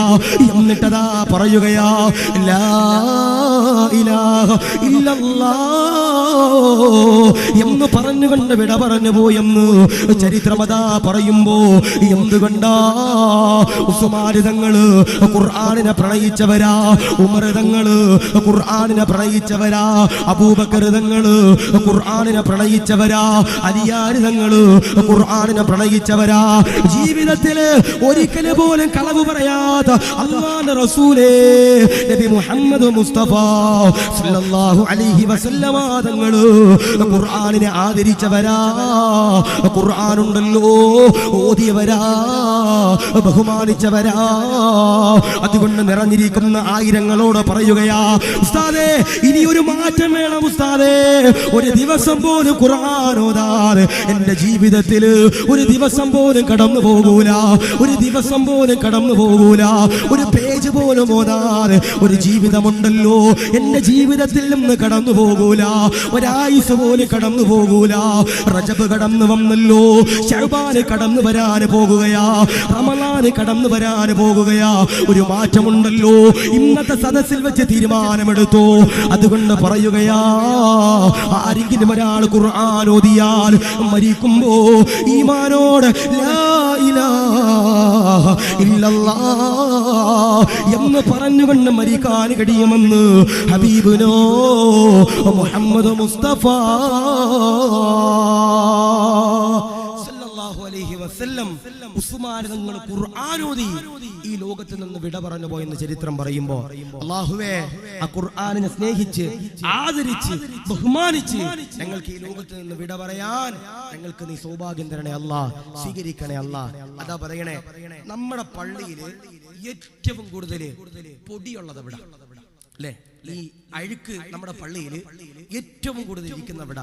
നിങ്ങൾ നാളെ തന്നെ നിങ്ങളുടെ പള്ളിയിൽ ചെന്നിട്ട് നിങ്ങളുടെ ഹത്തീബ് ഉസ്താദിന്റെ റൂമിൽ ഒന്ന് കയറി നോക്കണം, പൊടി ഉണ്ടാകൂല. നിങ്ങൾ നിസ്കരിക്കുന്ന മുസല്ലി എന്ന് നോക്കണം, പൊടി ഉണ്ടാകൂല. ഫാനുമേ നോക്കണം, പൊടി ഉണ്ടാകൂല.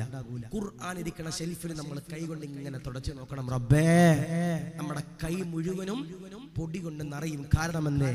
കഴിഞ്ഞ റമളാനിൽ നമ്മൾ എടുത്തതാ ഖുർആൻ. അല്ലാഹു കാത്തിരിക്കട്ടെ, അല്ലാഹു ഈമാൻ നൽകട്ടെ. ചില ചെറുപ്പക്കാർക്ക് ഒരു നെയ്യത്തുണ്ട്, ഉസ്താദേ റമളാനല്ലേ ഖുർആനൊക്കെ ഓതണം, ഒരു ദിവസം ഒരു ജുസ് ഉസ്താദേ, അതിൽ കൂടുതൽ ഓതൂല. എന്നെ കൊന്നാലും ഞാൻ അനങ്ങൂല ഉസ്താദേ, ഒരു ജുസുവിന്റെ മേളിൽ ഒരു തരി ഞാൻ ഓതൂല ഉസ്താദേ എന്ന് നെയ്യത്ത് വെക്കണ ചില ചെറുപ്പക്കാരുണ്ട്. പാടില്ല. 1 2 3 4 5 10 എത്ര ജുസ് നിനക്ക് ഒരു ദിവസം ഓതാൻ കഴിയുന്നുണ്ടോ അത്രത്തോളം നമ്മൾ എന്റെ പ്രിയപ്പെട്ടവർ ഓതാൻ കഴിയണം. അല്ലാഹു സ്വീകരിക്കട്ടെ, അല്ലാഹു കബൂൽ ചെയ്ത് അനുഗ്രഹിക്കട്ടെ. അതാ പറയണേ, ഖുർആൻ ഓതുന്നവരാരാ, അത് സ്വീകരിക്കുന്നവരാരാ, അത് ബഹുമാനിക്കുന്നവരാരാ, ഈ ഖുർആൻ പഠിച്ച പണ്ഡിതന്മാരെ സ്നേഹിക്കുന്നവരാരാ, ഇൽമിന്റെ അഹ്ലികാരെ സ്നേഹിക്കുന്നവരാരാ, അവര് മരിക്കുമ്പോ ഈമാനോടെ മരിക്കുമെന്ന് ഹബീബിന മുഹമ്മദ് മുസ്തഫ സല്ലല്ലാഹു അലൈഹി വസല്ലം അല്ലേ? ഇവിടെ ഇരിക്കുന്ന ഉസ്താദന്മാര് നമ്മൾ നോക്കുമ്പോൾ ഓരെന്തൊരു പൊറോട്ട കെട്ടി ഇങ്ങനെ കെട്ടിട്ട് ഇങ്ങനെ ഇരിക്കണം എന്നായിരിക്കും നമ്മൾ ചിന്തിക്കണേ. അല്ല, അവർക്ക് എന്റെ പ്രിയപ്പെട്ടവരെ വല്ലാത്ത മഹത്തമാ. അവര് പഠിച്ചത് ഖുർആനാ, അവര് പഠിച്ചത് ഇൽമാ, അവര് പഠിച്ചത് അല്ലാഹുവിന്റെ ദീനാ. അവരെ സഹായിക്കുന്നവരാരാ, അവരെ ബഹുമാനിക്കുന്നവരാരാ, അവര് മരിക്കുമ്പോൾ ഈമാനോടെ മരിക്കുമെന്ന് ഹബീബിന മുഹമ്മദ് മുസ്തഫ സല്ലല്ലാഹു അലൈഹി വസല്ലം. ഞാനിപ്പോ ഇന്ന് കാസർഗോഡ് ഒരു പള്ളിയില് ജുമാക്ക് പോയി. ഇന്ന് ഞാൻ പള്ളിയുടെ പേരൊന്നും പറയുന്നില്ല. കാസർഗോഡ് ഒരു പള്ളിയിൽ ഞാൻ ജുമാക്ക് പോയി. അപ്പൊ നിങ്ങളൊക്കെ കഴിഞ്ഞ ദിവസം ഒരു വീഡിയോ കണ്ടിട്ടുണ്ടാകും. ഒരു ഉസ്താദ് ഒരു നിക്കാഹ് നടത്താൻ വേണ്ടി സ്റ്റേജിലോട്ട് ഇങ്ങനെ വരുന്നു. സ്റ്റേജിലോട്ട് വരുന്ന സമയത്ത് ആ സ്റ്റേജിന്റെ മുമ്പിൽ മുഴുവനും പെണ്ണുങ്ങളായിരിക്കണം. ആ സ്റ്റേജിന്റെ മുമ്പിൽ മുഴുവനും പെണ്ണുങ്ങളായിരിക്കണം. അപ്പൊ ഉസ്താദ് സ്വാഭാവികമായിട്ട് മൈക്ക് എടുത്തിട്ട് പറഞ്ഞു, ഇവിടെ പെണ്ണുങ്ങൾ ഇരിക്കാൻ പാടില്ല, നിക്കാഹിന്റെ സദസ്സാണ്, അപ്പുറത്തേക്ക് പോകാൻ പറഞ്ഞു. അത് ആ പെണ്ണിന്റെയോ ചെറുക്കന്റെയോ വീട്ടുകാരുടെ കുടുംബക്കാർക്ക് ആർക്കോ പറ്റിയില്ല. അവർ ഉസ്താദിനോട് എതിർത്തു പറയുന്നുണ്ട്. ഉസ്താദ് പറയുന്നുണ്ട്, പെണ്ണുങ്ങൾ പോകാതെ ഒരിക്കലും ഞാൻ നിക്കാഹ് ചെയ്ത് തരില്ലെന്നൊക്കെ ഉസ്താദ് പറയുന്നുണ്ട്. അവസാനം എന്തോ പെണ്ണുങ്ങളൊക്കെ മാറിയിട്ടാന്ന് തോന്നുന്നു ഉസ്താദ് എന്ത് ചെയ്തത്, നിക്കാഹ് ചെയ്ത് കൊടുത്തത്. എന്റെ എന്തോ കഷ്ടകാലത്തിന് ഞാൻ ഇന്ന് ജുമാക്ക് പോയത് ആ ഉസ്താദ് ജോലി ചെയ്യുന്ന പള്ളിയിൽ ഞാൻ പോയത്. ആ ഉസ്താദ് ജോലി ചെയ്ത പള്ളിയിലാണ് ഞാൻ പോയത്. സ്വാഭാവികമായിട്ട് ഞാൻ അവിടെ കഴിഞ്ഞ ഒരു 2 മാസം കൂടെ വയലിനും പോയത്. അല്ലാഹുവേ, ഞാൻ അവിടെ ഇങ്ങനെ ജുമാ കഴിഞ്ഞ് ഇങ്ങനെ ഇരിക്കുമ്പോ പെട്ടെന്ന് അവിടുത്തെ പള്ളിയുടെ ഔദ്യോഗികമായിട്ടിരിക്കണ സ്ഥാനത്തിരിക്കണ ഒരു ചങ്ങാതി എണ്ണീച്ച് എന്നിട്ട് പറഞ്ഞു, ആ വീട്ടുകാര് എന്ത് ചെയ്യണം, മാപ്പ് ചോദിക്കണം, ഖത്തീബിനോട് മാപ്പ് ചോദിക്കണം. കാരണം എന്തേ? അവര് വനിതാ കമ്മീഷനിൽ കേസ് കൊടുക്കുന്ന പറഞ്ഞിരിക്കണേ. ഉസ്താദിനെതിരെ വനിതാ കമ്മീഷനിൽ കേസ് കൊടുക്കുന്ന പറഞ്ഞിരിക്കണേ. എന്തിന്? അവരുടെ നിക്കാഹിന്റെ സദസ്സിൽ പെണ്ണുങ്ങൾ കടന്നു വന്നപ്പോ പെണ്ണുങ്ങളെ അപമാനിച്ചെന്ന് പറഞ്ഞ് കേസ് കൊടുക്കാൻ, വനിതാ കമ്മീഷനിൽ പെണ്ണുങ്ങളെ അപമാനിച്ചെന്ന് പറഞ്ഞ് കേസ് കൊടുക്കാൻ വേണ്ടിയിട്ട് ആര് തീരുമാനിക്കാണ്? അവിടുത്തെ ആ വീട്ടുകാരെ തീരുമാനിക്കാം. സ്വാഭാവികമായിട്ട് പള്ളി കമ്മിറ്റി ഒരു തീരുമാനം എടുത്തു. എന്ത് ചെയ്യണം? അവര് ഖത്തീബിനോട് മാപ്പ് പറയണം. അവര് ഖത്തീബിനോട് മാപ്പ് പറയണം. ഈ ഒരു വാക്ക് അവിടെ പറഞ്ഞത് മാത്രമേ ഓർമ്മയുള്ളൂ. പിന്നെ ബഹളമായി. ഉസ്താദിന്റെ വാപ്പാക്ക് വിളിക്കണ്, കമ്മറ്റിക്കാരെ വലിയപ്പാക്ക് വിളിക്കണ്, അടിയും പിടിയും ബഹളം ഒക്കെ ആ പള്ളിക്കകത്ത് നടത്തുക അല്ലേ? ഞാൻ പറയണത്, ആ ഉസ്താദിനെതിരെ വനിതാ കമ്മീഷന് കേസ് കൊടുക്കാനുള്ള കാരണം എന്തേ? ഉസ്താദ് ദീൻ പറഞ്ഞു. ഞാൻ എന്നും ആ ഉസ്താദിന്റെ കൂടെ, ആ നാട്ടുകാരും ആ ഉസ്താദിന്റെ കൂടെയാ, അവിടുത്തെ കമ്മറ്റിക്കാരും ആ ഉസ്താദിന്റെ കൂടെ. കാരണം എന്താ? ഉസ്താദ് ദീനാ പറഞ്ഞു അല്ലേ? സ്വാഭാവികമായിട്ടും നിക്കാഹിന്റെ സദസ്സില് എന്റെ പ്രിയപ്പെട്ടവരെ പെണ്ണുങ്ങൾ വരരുത് ആണും പെണ്ണും കലർന്നിരിക്കാൻ എന്ത് പാടില്ല അല്ലെ? ഇപ്പൊ എത്ര വലിയ പൈസക്കാരന്റെ കല്യാണമാണെങ്കിലും കല്യാണം നടത്തുമ്പോൾ ഭക്ഷണം കൊടുക്കുമ്പോൾ രണ്ടായിട്ട് കൊടുക്കണം, പെണ്ണിന് വേറെ ആണിന് വേറെ. അവിടെ എന്ത് ചെയ്യാൻ പാടില്ല? ഹറാമാകുന്ന ഒരു രംഗം കടന്നു വരാൻ പാടില്ല അല്ലെ? അന്യപുരുഷൻ സ്ത്രീകൾ എന്ത് ചെയ്യാൻ പാടില്ല? കാണാൻ പാടില്ല. ആ ഒരു അർത്ഥത്തിലാണ് ഉസ്താദ് എന്ത് പറഞ്ഞേ? പെണ്ണുങ്ങൾ എന്ത് ചെയ്യണം? മാറി നിൽക്കണം. മാറി നിന്നില്ല. പക്ഷേ അതിനെതിരെ എന്ത് ചെയ്യുന്നു? അവിടുത്തെ വീട്ടുകാർ കേസ് കൊടുക്കാനും അതും ഇതൊക്കെ കൊടുക്കാൻ പോകും. അല്ലാഹു കാത്തിരിക്കട്ടെ. എന്തിന്? ഉസ്താദ് ദീൻ പറഞ്ഞതിന്. അല്ലാഹുവേ ദീൻ, അല്ലാഹു മരിക്കുന്നത് വരെ മുറുകെ പിടിച്ചുകൊണ്ട് സുന്നത്ത് ജമാഅത്ത് പറയാൻ അലിമീങ്ങൾക്കെല്ലാം സൗഭാഗ്യം കൊടുക്കണേ അല്ലാഹ്. പക്ഷെ എനിക്ക് ഒരു സന്തോഷം തോന്നിയത് വേറൊന്നുമില്ല. അവരവിടെ കിടന്ന് ഇത്രയും ബഹളം ഉണ്ടാക്കിയിട്ടും ഉസ്താദിന് ഒരു കൂസലില്ല. ഉസ്താദ് അവിടെ അൽഫാത്തിഹ വിളിക്കുന്നു, ദുആ ചെയ്യുന്നു, ഉസ്താദ് റൂമിൽ കയറി പോകും. അതാ പണ്ഡിതരെന്ന് പറയണം. അല്ലാഹു ആഫിയത്ത് കൊടുക്കട്ടെ അല്ലേ? ചില സ്ഥലത്തൊക്കെ കമ്മിറ്റിയുടെ മുമ്പിൽ ഇങ്ങനെ ഓശാനിച്ച് നിൽക്കുന്ന ചില പണ്ഡിതന്മാരുണ്ട്. അല്ലാഹു കാത്തിരിക്കട്ടെ. പാടില്ല. ഒരു പള്ളിയിൽ ഏറ്റവും വലുത് സെക്രട്ടറി അല്ല, അത് നിങ്ങൾ മനസ്സിലാക്കണം. അത് ഇവിടുത്തെ കാര്യമല്ല കേട്ടോ പറയണം. എന്റെ ആലപ്പുഴയിലാണെങ്കിലും എന്റെ നാട് പുന്നപ്ര പള്ളിയിലും മഹലിലാണെങ്കിലും അവിടുത്തെ ഏറ്റവും വലിയ രാജാവ് എന്ന് പറയുന്നത് ആരാ? ഖത്തീബ. അത് കഴിഞ്ഞിട്ടുള്ള സെക്രട്ടറി, സെക്യൂരിറ്റി പ്രസിഡന്റ് ഒക്കെ അല്ലാഹു ഈമാൻ നൽകട്ടെ. കാരണം എന്തേ? ദീൻ പറയേണ്ടതാരാ? ഉസ്താദാ. ദീൻ പറയേണ്ടതാരാ? ഉസ്താദാ. അത് ചെയ്ത് കൊടുക്കേണ്ട കടമ ആർക്കാ? പള്ളി പരിപാലകർക്ക്. അല്ലാഹു സ്വീകരിക്കട്ടെ. അല്ലാഹു കബൂൽ ചെയ്ത് അനുഗ്രഹിക്കുമാറാവട്ടെ അല്ലേ? ഇപ്പോ ഉസ്താദന്മാർക്ക് കുട്ടികളെ ഒന്ന് പഠിക്കാൻ വേണ്ടി ഒന്ന് ശകാരിക്കാൻ പാടില്ല അല്ലേ? ഇപ്പൊ നമ്മുടെ ഖത്തീബ് ഉസ്താദ് ഏതെങ്കിലും ഒരു കുട്ടി പഠിക്കണില്ല, ഒന്ന് ചെറുതായിട്ടൊരു സ്കെയിൽ കൊണ്ടൊന്ന് ചെറുതായിട്ടൊന്ന് തട്ടി, അല്ലാഹുവേ കുട്ടി എന്നിട്ട് വീട്ടിൽ ചെന്നിട്ട് പറയാ ഉസ്താദ് എന്നെ മാന്തി, ഉസ്താദ് എന്നെ തോണ്ടി, ഉസ്താദ് എന്നെ അവിടെ പിടിച്ചെന്ന് പറഞ്ഞിട്ട് ഉസ്താദിനെ പറ്റി പരാതി പറയും. നേരെ പോലീസ് സ്റ്റേഷനിൽ പോയി പരാതി കൊടുത്താൽ പോസ്കോ. അല്ലാഹു കാത്തിരിക്കട്ടെ. അല്ലാഹു ഈമാൻ നൽകട്ടെ. പോക്സോയുടെ നിയമം ഇപ്പൊ എങ്ങനെ? പോക്സോ എന്ന് പറയുന്ന നിയമം ഇപ്പൊ എങ്ങനെ? ഒരു ഉസ്താദ് ഏതെങ്കിലും ഒരു കുട്ടി ഉപദ്രവിച്ചെന്ന് പറഞ്ഞാൽ വടി കൊണ്ട് അടിച്ചാൽ തന്നെ പോക്സോ കേസാ. വടി കൊണ്ട് അടിച്ചാൽ തന്നെ പോക്സോ കേസാ. ഇപ്പോ നമ്മുടെ നാട്ടിൽ ഏതെങ്കിലും ഒരു ചങ്ങാതി ഉസ്താദിനോട് വൈരാഗ്യമുണ്ട്, ഒരു തീർക്കണ പ്രതികാരം അങ്ങനെ പോക്സോയിലൂടെ. അല്ലാഹു കാത്തിരിക്കട്ടെ. അല്ലാഹു ഈമാൻ നൽകട്ടെ. എത്രയോ ഉസ്താദന്മാരുടെ പച്ച ഇറച്ചി പോക്സോയിലൂടെ, കള്ളക്കേസിലൂടെ, ഉള്ളതാണെങ്കിൽ കേസ് കൊടുക്കണപ്പ, അങ്ങനെ ചെയ്യണവന്മാരെ പള്ളിയിൽ നിന്ന് അടിച്ചു പുറത്താക്കണം. പക്ഷേ അതൊന്നും ചെയ്യാതെ ദീനന്റെ പ്രിയപ്പെട്ടവരെ മുറുകെ പിടിച്ച് ജീവിക്കണ പണ്ഡിതന്മാര്, കുട്ടികൾ പഠിക്കാൻ വേണ്ടി ശകാരിച്ച പണ്ഡിതനെ പോക്സോ കേസിൽ അകത്താക്കണ ചില വാപ്പന്മാരുണ്ട്. അല്ലാഹുവേ ഞങ്ങളുടെ ആക്കിബത്തിൽ നിന്ന് നന്നാക്കണേ റബ്ബേ, ഞങ്ങളുടെ ആക്കിബത്തിൽ നിന്ന് നന്നാക്കണേ റബ്ബേ. ഞാൻ വെറുതെ പറഞ്ഞല്ല. പോക്സോക്ക് കേസ് കൊടുത്താൽ ആദ്യമേ അറസ്റ്റ്, പിന്നാണ് അന്വേഷണം. ഉസ്താദ്മാർ അങ്ങനെ ആദ്യമേ അറസ്റ്റ്, പിന്നാണ് അന്വേഷണം. അറസ്റ്റ് ചെയ്യും, അന്വേഷിച്ച് കഴിയുമ്പോൾ അറിയണം ഉസ്താദ് പാവപ്പെട്ടവനാ, ഉസ്താദ് അതിൽ നിരപരാധിയാ. 60 ദിവസം മോൻ അതിന്റെ അകത്ത് കിടന്ന് അനുഭവിക്കുന്ന വേദന വലുതാ. എന്നോടൊരു ചങ്ങാതി പറഞ്ഞു, ഉസ്താദേ എന്റെ ഒരു കൂട്ടുകാരൻ തന്നെയാ, 3 മാസമായിട്ട് ഇവന്റെ ഒരു അറിവില്ല. 3 മാസമായിട്ട് ഒരു അറിവില്ല. ഒരു 4ാമത്തെ മാസമായപ്പോ ഇവൻ എനിക്കൊരു മെസ്സേജ് അയച്ചു, ഉസ്താദെ സുഖമല്ലേ? ഞാൻ സുഖമാണ്. നിന്നെ എന്താ കാണുന്നില്ലല്ലോ? ഉസ്താദെ ഞാൻ ജയിലിലായിരുന്നു ഉസ്താദെ. എന്താ പറഞ്ഞേ? ഞാൻ ജയിലിലായിരുന്നു ഉസ്താദെ. ഞാൻ ചോദിച്ചു അതെന്താ നീ ജയിലില്? ഒന്നുമില്ല ഉസ്താദെ, എനിക്കൊരു പെൺകുട്ടിയായിട്ട് പ്രേമുണ്ടായിരുന്നു ഉസ്താദെ. എനിക്ക് ഒരു പെൺകുട്ടിയായിട്ട് പ്രേമുണ്ടായിരുന്നു. ഞാൻ ചെന്നിട്ട് ആ പെൺകുട്ടിയുടെ വീട്ടുകാർ സമ്മതിച്ചെന്നില്ല. ഓൾക്ക് 17.5 വയസ്സേ ഉള്ളൂ ഉസ്താദെ. ഓളുടെ വീട്ടുകാർ എനിക്കെതിരെ പോക്സോ കേസ് കൊടുത്തു ഉസ്താദെ. എന്നെ അറസ്റ്റ് ചെയ്തു, എന്നെ ജയിലിൽ കൊണ്ടിട്ടു. ഞാൻ ചോദിച്ചു നിന്നെ പോലീസുകാർ അടിച്ചോ? നിന്നെ പോലീസുകാർ ഇടിച്ചോ? ഉസ്താദെ എന്നെ പോലീസുകാർ നോവിച്ചിട്ട് പോലും ഉസ്താദെ. ഞാൻ ചോദിച്ചു നിന്നെ വേറെ ആരാ അടിച്ചത്? ആ ജയിലിൽ തടവറയിലുള്ള വേറെ ആളുകള് എന്നെ ഇടിച്ചു ഉസ്താദെ, എന്നെ അവിടെ ഇടിച്ചു ഉസ്താദെ, എന്നെ ഇവിടെ ഇടിച്ചു ഉസ്താദെ എന്നൊരു സാധുവായ സഹോദരൻ പറയുമ്പോ ഞാൻ ഒന്നും ചെയ്തിട്ടില്ല, ഞാൻ പ്രേമിച്ചു ഉസ്താദെ, ഞാൻ തെറ്റുകാരനെ സമ്മതിച്ചു. പക്ഷേ പോക്സോ കേസിൽ അകത്തേക്ക് പോയി കഴിഞ്ഞാൽ പോലീസുകാർ തല്ലില്ല, പക്ഷേ ജയിലിന്റെ അകത്തുള്ള പുണ്യാളന്മാര് നമ്മളെന്ത് ചെയ്യും? തല്ലും. അല്ലാഹു കാത്തിരിക്കട്ടെ. അല്ലാഹു ഈമാൻ നൽകി അനുഗ്രഹിക്കുമാറാവട്ടെ. പിന്നെ അതിന്റെ അകത്ത് കിടക്കുന്നവരൊക്കെ പിന്നെ ഹജ്ജ് ചെയ്തിട്ടാണല്ലോ അകത്ത് പോയിരിക്കണം. അല്ലാഹു ഈമാൻ നൽകട്ടെ. അല്ലാഹു കാത്തിരിക്കുമാറാവട്ടെ. അപ്പൊ ആരെങ്കിലും ഒരാൾ ഖുർആൻ ഓതിയാൽ അവര് മരിക്കുമ്പോ എങ്ങനെ മരിക്കും? ഈമാനോടെ മരിക്കും. അപ്പൊ ഇന്നത്തെ ദിവസം നമ്മളൊരു തീരുമാനം എടുക്കണം ഉസ്താദെ, ഒരായത്തെങ്കിലും ഓതാതെ ഞാൻ ഉറങ്ങൂല എന്ന് എന്ത് ചെയ്യണം? നമ്മൾ തീരുമാനം എടുക്കണം. ഞാൻ ചോദിക്കട്ടെ, ഈ കൈവേദന, കാലുവേദന, മുട്ടുവേദനയുള്ളവര് ഖുർആൻ ഏതായത്തോടെ മാറാൻ? അല്ല ഇപ്പൊ നമ്മുടെ പള്ളിയിൽ ഉണ്ടാകും കസേരയിട്ട് നിസ്കരിക്കണ ചില ചങ്ങാതിമാരുണ്ടാവും. ഉണ്ടാകൂലേ? ഉണ്ടാകും.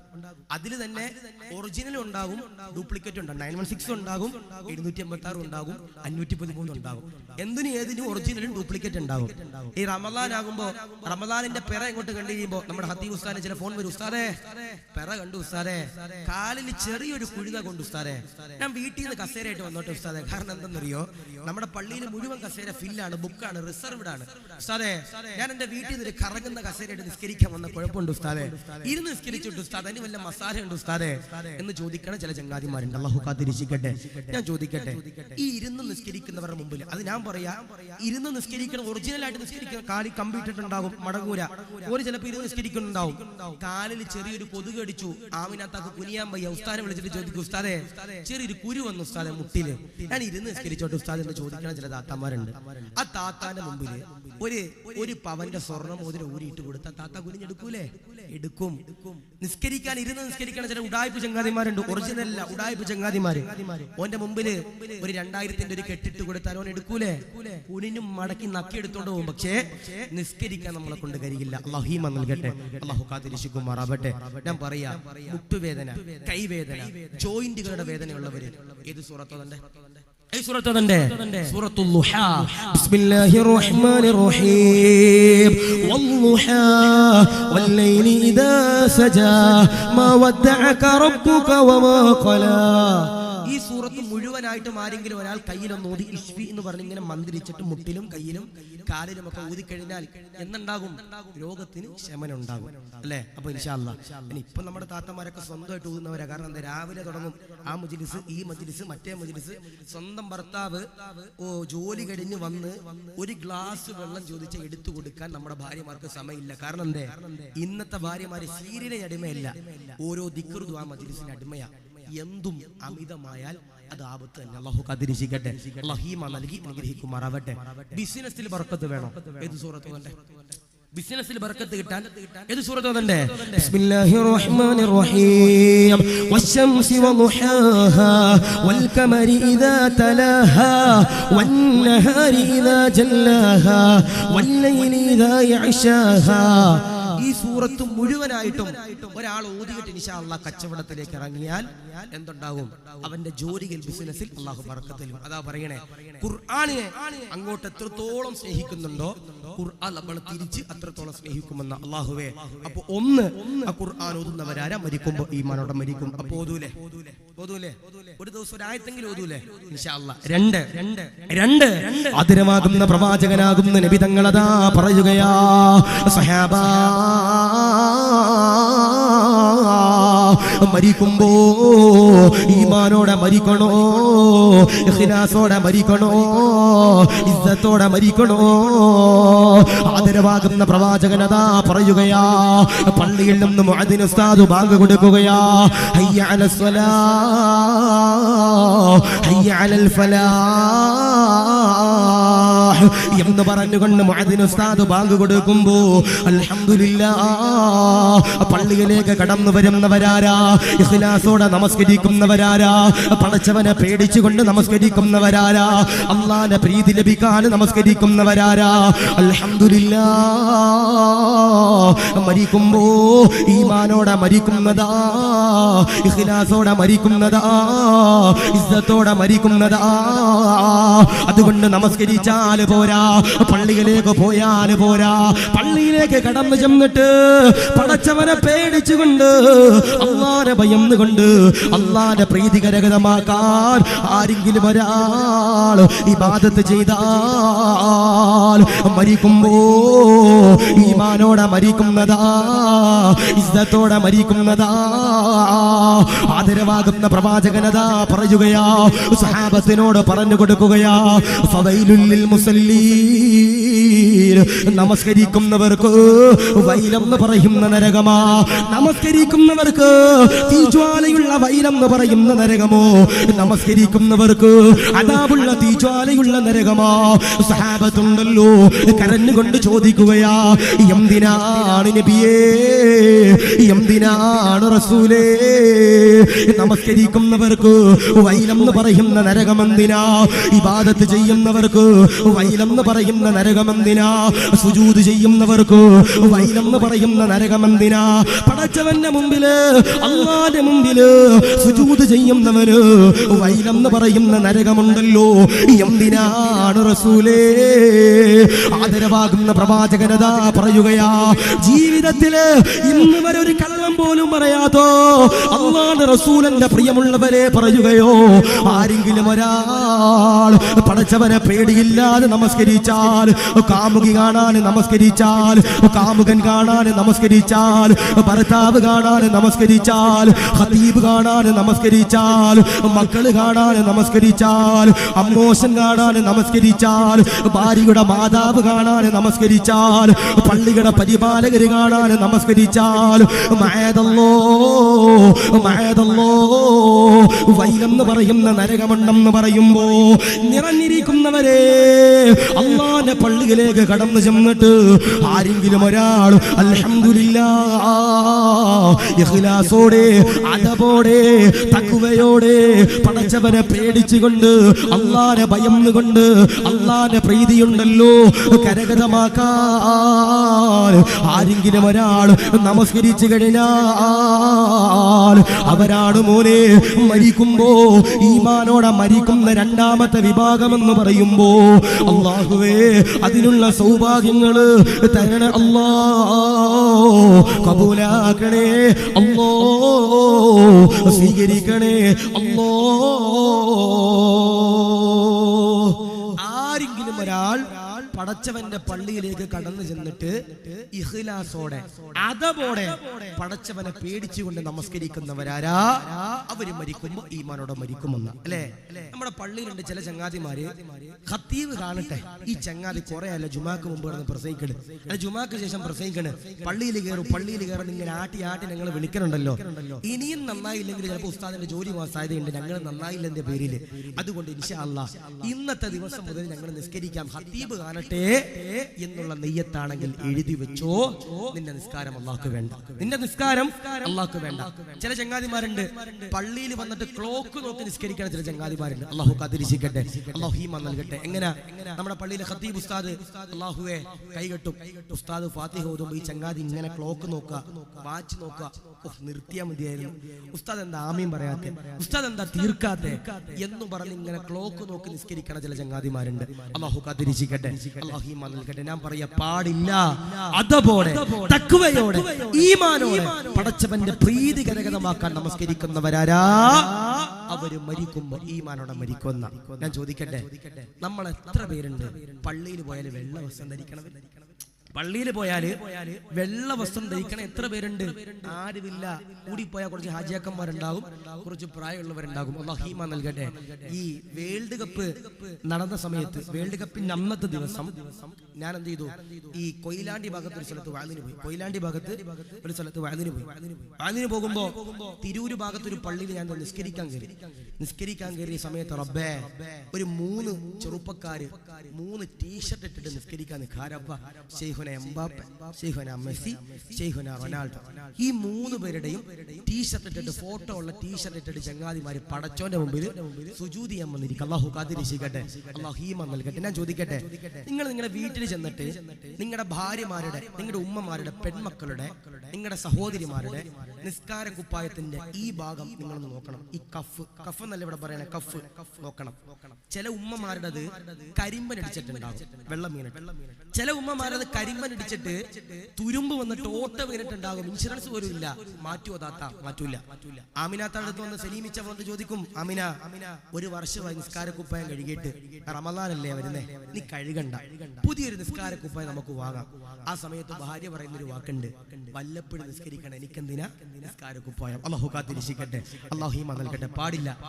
ഏത് സഹോദരിയാ നിസ്കാരം കഴിഞ്ഞിട്ട് നിസ്കാര കുപ്പായം കൊളുത്തിൽ തൂക്കിയിടുന്ന, ഹാങ്കറിൽ തൂക്കിയിടുന്ന, കയറുമ്മേ തൂക്കിയിടുന്ന എത്ര ഭാര്യമാരാ ഉള്ളേ? ഇല്ല അല്ലേ? അല്ലാഹുവേ, ചില ഉമ്മമാരുണ്ട് നിസ്കാരം കഴിയ ഈ കുപ്പായ ഊരുക, പൊറോട്ട ചുറ്റണ പോലെ ഒരു ചുറ്റലുണ്ട്, ചുറ്റിയിട്ട് ഒരു പായിന്റെ അകത്ത് വെച്ചിട്ട് മറ്റേ ചിക്കൻ റോള് പൊതിയണത് പോലെ ഇങ്ങനെ ചുറ്റും, ഇങ്ങനെ ചുറ്റിയിട്ട് നമ്മുടെ ഈ സമൂസയൊക്കെ മേടിച്ച സമൂസയുടെ ഏറ്റവും അടിയിൽ ചെറിയൊരു മടക്കുണ്ടാവും എന്ന് പറഞ്ഞതുപോലെ ഈ പാന്റെ നടുക്കൊരു വെട്ടത്തിന് ഇങ്ങനെ വെട്ടിയിട്ട് 2 ആക്കി മടക്കിയിട്ട് അലമാരക്കടിയിൽ കയറ്റി വെച്ചിട്ട് പറയും, ഇൻഷാ അല്ലാഹ് ഇനി അടുത്ത വെള്ളിയാഴ്ച കാണാം, മഴസലാം, ഇനി നിസ്കാരമില്ല, അടുത്ത വെള്ളിയാഴ്ച. അല്ലാഹു കാത്തിരിക്കട്ടെ, അല്ലാഹു ഈമാൻ നൽകട്ടെ. പാടില്ല പാടില്ല നിസ്കരിക്കുമ്പോ വൃത്തിയുള്ള വസ്ത്രം ധരിക്കണം, അല്ലെ? ഇപ്പൊ ഖത്തറിൽ വേൾഡ് കപ്പ് ആരംഭിച്ചത്, ഉദ്ഘാടിച്ചത് പരിശുദ്ധമാക്കപ്പെട്ട ഖുർആനിലെ ഒരു സൂറത്തുണ്ട്, അല്ലെ?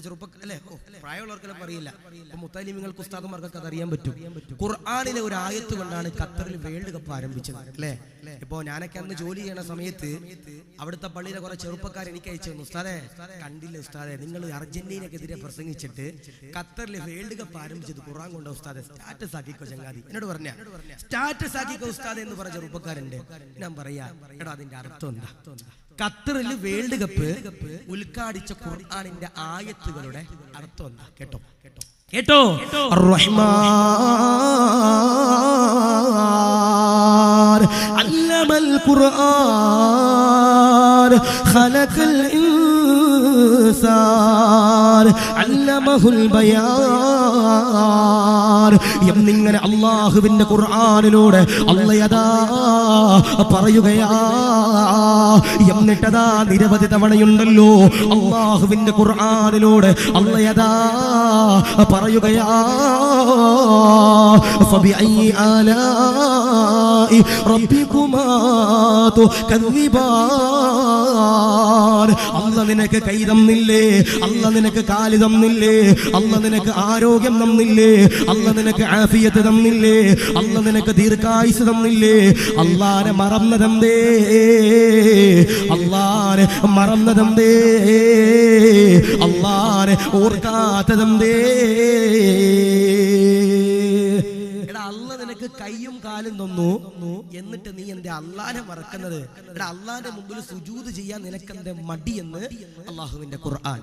ഇത് നമ്മൾ സ്റ്റാറ്റസ് ആക്കിയിട്ട് ഇശാ നിസ്കരിക്കാതെ ടർഫിൽ കളി കാണാൻ പോയവര്. അല്ലാഹുവേ നീ കാത്തിരക്ഷിക്കണേ അല്ലാഹ്. എടാ പള്ളിയിൽ ഉസ്താദിട്ടുണ്ടാക്കുക ഉസ്താദേ, സ്റ്റാറ്റസ് ആക്കി ഉസ്താദേ, ഉസ്താദേ മഹല്ലിലെ പ്രസിഡന്റിനും സെക്രട്ടറിക്കൊക്കെ നിങ്ങൾ തന്നെ അയച്ചു കൊടുക്കും ഉസ്താദേ എന്ന് പറയണ ചില ചെറുപ്പക്കാര്. എടാ അതിന്റെ അർത്ഥം എന്താ?